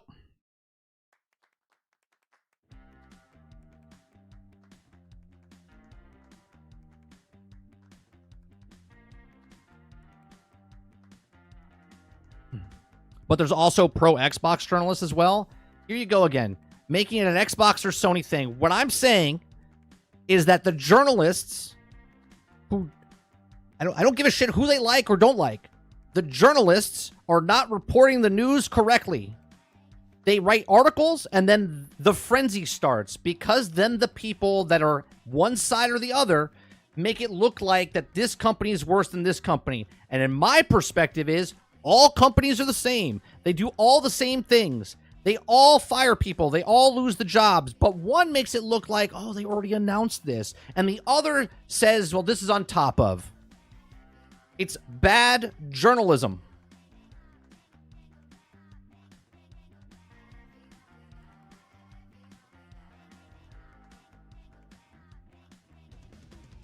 You always, not you, not specifically you, Rose. People in general always like to take it and go, well, they do it for this too, or they do it for... I'm talking about journalists not doing their job.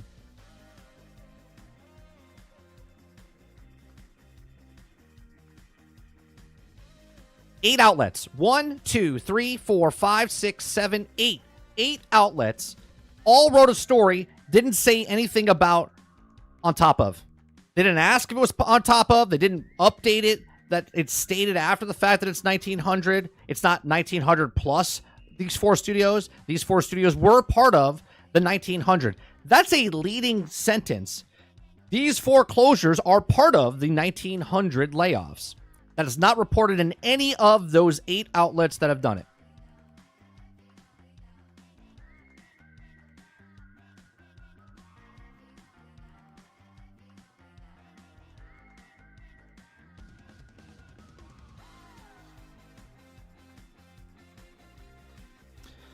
According to Copilot, Arcane Austin was working currently on Marvel's Blade game. No wonder they closed them down. No, that's a different studio. Arcane Austin was if they were working on Blade, that's a completely different studio. Arcane over in Europe is working on Blade, not Arcane Austin. There's 2 different Arcanes.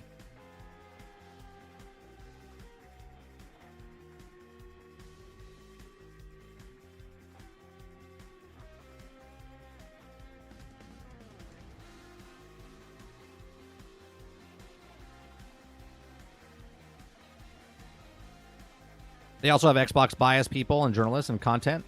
There shouldn't be any bias. If you're a journalist, you should just report the news.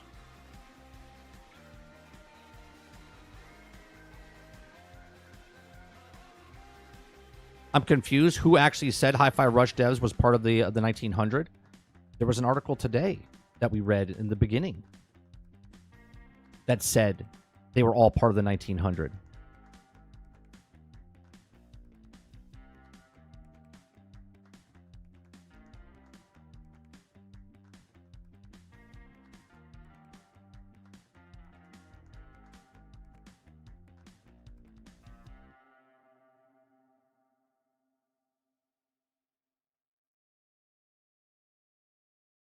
Exactly, Argus. Exactly.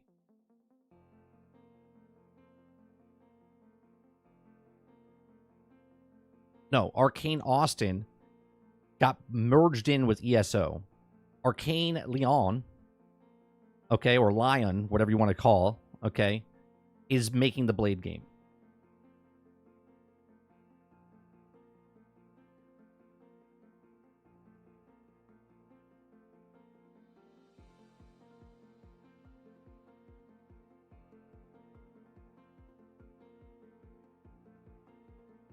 And see, the fact that you're confused, that people are confused that Arcane Studios is not the same people making Blade is because of the way it was reported. That alone, okay? This is how rumors get started. This is how things get started because the information is not given correctly.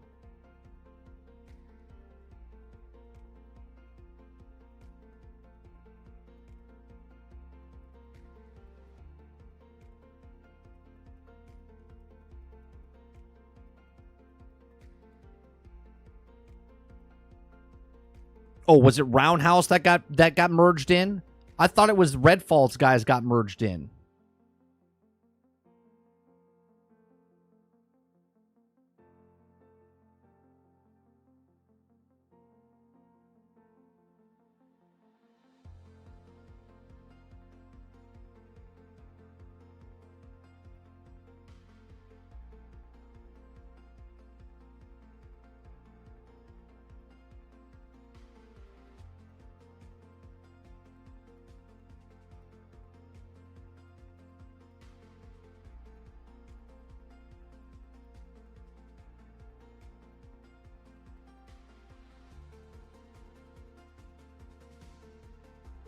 Roundhouse was absorbed into Elder Scrolls. My bad.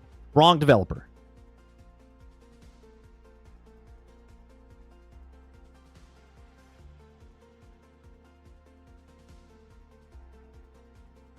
Well, that's right. I talked about it. I was like, is anyone surprised that the developers got let go for Redfall?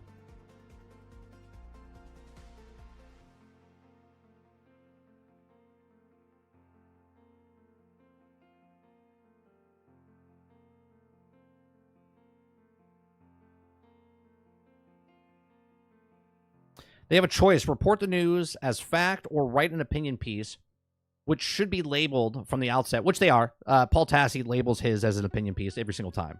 It's in the top section of the thing. And he is the one that actually said, we don't know, in his article, he actually said, we don't know if it's part of the 1900.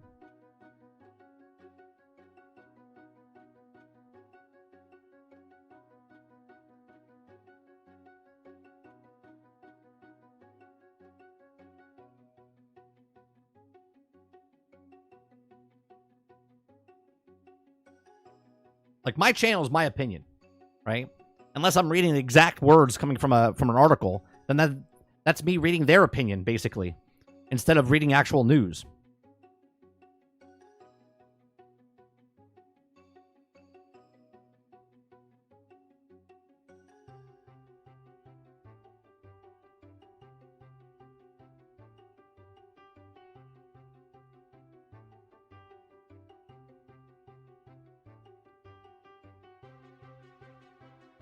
Like, Jez Gordon makes it a clear that it's his opinion, right? Paul Tassi makes it clear that it's his opinion.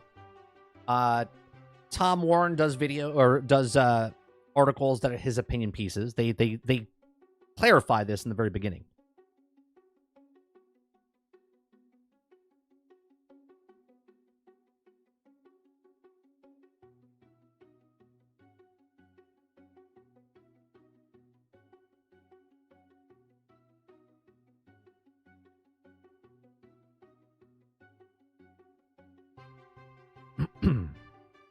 Journalists on both sides make things confusing, but some of them, that confusion also sits at the feet of Microsoft for not providing enough info. It's real simple.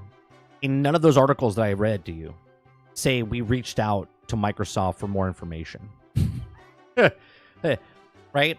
Some of them report that it's part of the 1900, or not part of the 1900. They put it on top of the 1900, and they never go back to their articles to update it to say, hey, yeah, it's actually part of the 1900.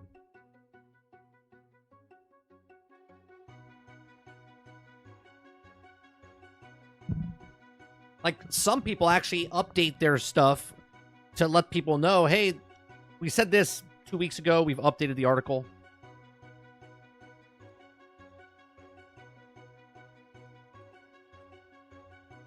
I have a question. Does Microsoft have to come out and tell the public anything? No. The journalists have to approach the artist, the company, the person they're interviewing, the person they're asking questions, and ask questions. And if then the company doesn't say certain things, then in that article, they say, haven't commented, they won't comment, we reached out for them for comment, something, haven't got back to us yet. That's what a journalist is supposed to do. Some of them do it, some of them don't.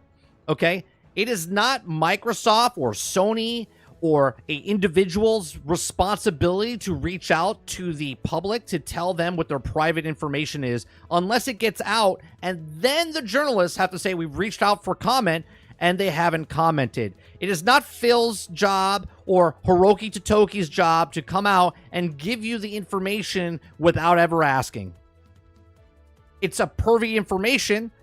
Unless something gets leaked, then the articles gets written, then they ask the question, and the question's answered, then they put it in their article. If they didn't ask the question, they don't have no obligation to come out and tell you if it's part of the 1900 or not part of the 1900. Right? That's on the journalist's job to find out. Is this part of the 1900? If this is part of the 900, is this part of the actual let go that we already know about? Instead of writing more layoffs.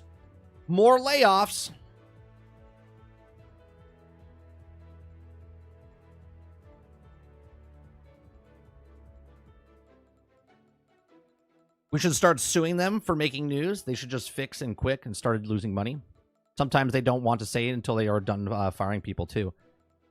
This is what I said weeks ago. I said it's none of our business who the 1,900 people are. We just know that they're letting go of 1,900 people. Hence, when the 4 studios got let go, I said, these are part of the 1,900. Everyone's like, nope, it's on top of. On top of. You shouldn't update articles. You should publish new articles with the accurate info. Less than 1% will go back to the first article. Doesn't matter. It's their job to go back because the internet, and I can go look up an article right now. And if I click on an article because I happen to be looking up some news, okay, and when I type in the news, that article pops up because of the way the CEO and everything works. So even if they want to write a new article, they still have to go back to their old article and update it and say, here's an update of our article. If you want to read the news story, then it links to the new article.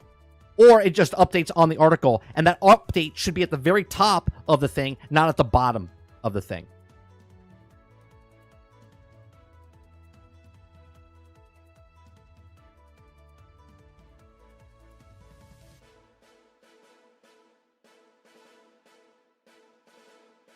Like, good point. They're also used to reporting on leaks, and they're not asking questions. They're just doing research for a good article. Right, and I totally get the situation journalists are in compared to people that are on YouTube. Okay, people on YouTube can just say and do whatever they want. Everyone writes. If one person writes an article, Jason Schreier, Tom Warren, Des Gordon, Paul Tassi, all of us grab onto it and then run with it. Some people don't read between the lines. They just read for what it is. And then they report stuff that's misinformation. I'm not going to say I get it all right as well, but I also say take it with a grain of salt. It's not fact. This is my opinion, right? I say all these things where other people run with it, and then the people that watch them don't know how to distinguish between what they're saying and what they're thinking or what their opinion is, okay? So one person writes an article, right? Imagine if all writers stopped writing. Where would the YouTubers get their news from? They wouldn't get news, right? You have to have the people write the news. And then you have the people commenting about that news. Okay? People have to start becoming the new journalists if the journalists are not doing what their job is. Right? But now you have outlets because they get Kotaku, right? A couple weeks ago they were threatened that they were going to close down or whatnot, and they had to write actual reviews. Well, they just wait for other people to write reviews and then they take that review and then put it in.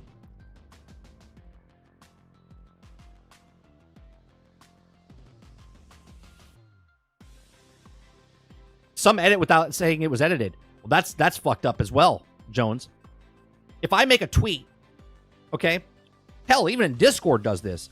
If I write something in Discord, okay, and then I change something, at least it says edit it. So now you don't know what was said before, but there should be a link, in my opinion. There should be something, at least for journalists. If you edit something, it should show what the old is and what the new point is.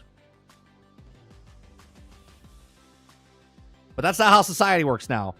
They say something and they take it down and then put the new thing up like it was never there. Out of sight, out of mind type of bullshit.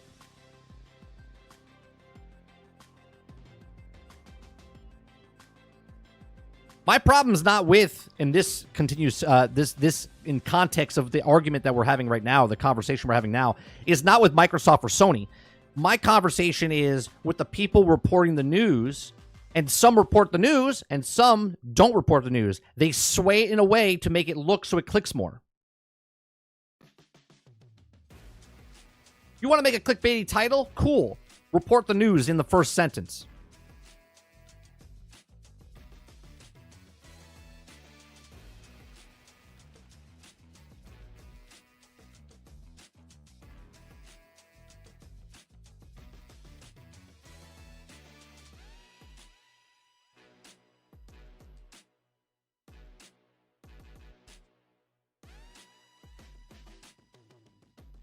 You want to talk shit about somebody? Cool. Just make sure you report the news in that segment.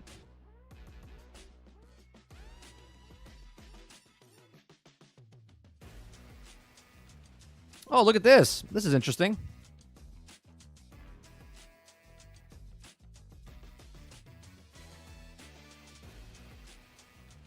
What's the difference between what Microsoft's doing and what IGN's doing right now?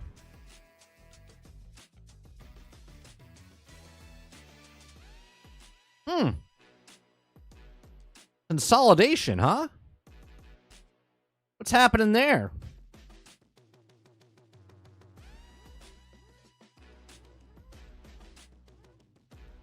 IGN Entertainment acquires Eurogamer,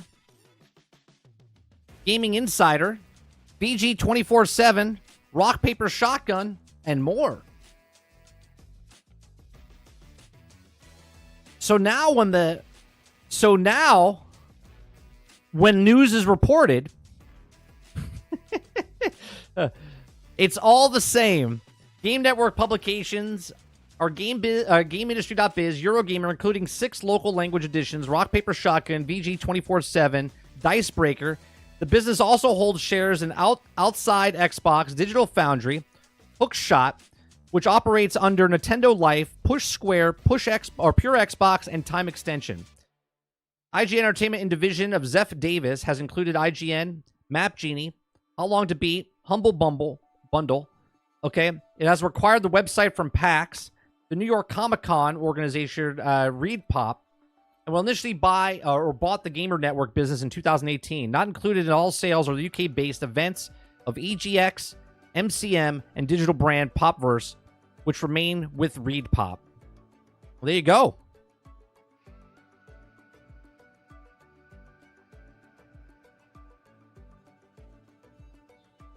Awesome.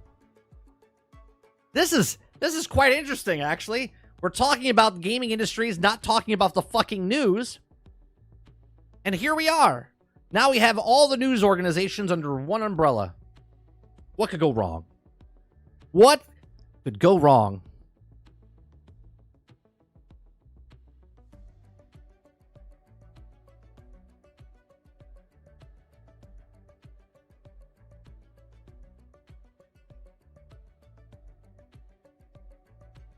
As I was just saying, I honest to God didn't know that was there.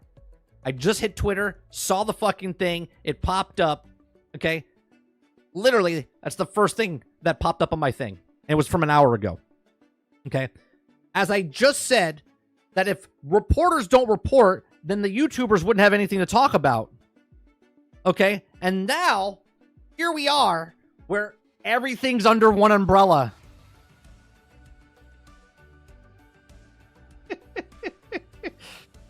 Fucking amazing.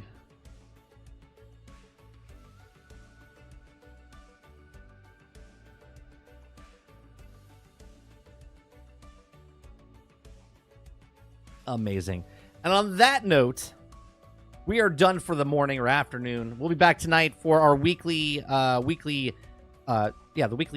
reset for Fallout 76 tonight. I'm gonna do the weeklies, the dailies, or I'm actually doing my dailies now. The weeklies tonight on stream. Come on by. We'll talk about bullshit while we play Fallout 76 tonight. Appreciate it very much. Make sure you hit that like button. Make sure you hit that subscribe button. If you'd like to go above and beyond that, become a member as little as $5. What a fucking way to wrap up this morning. Yeah, it's great, right, Argus? So you guys have a great rest of your afternoon. I'll be back tonight, and I'll see you guys on the next one. Peace.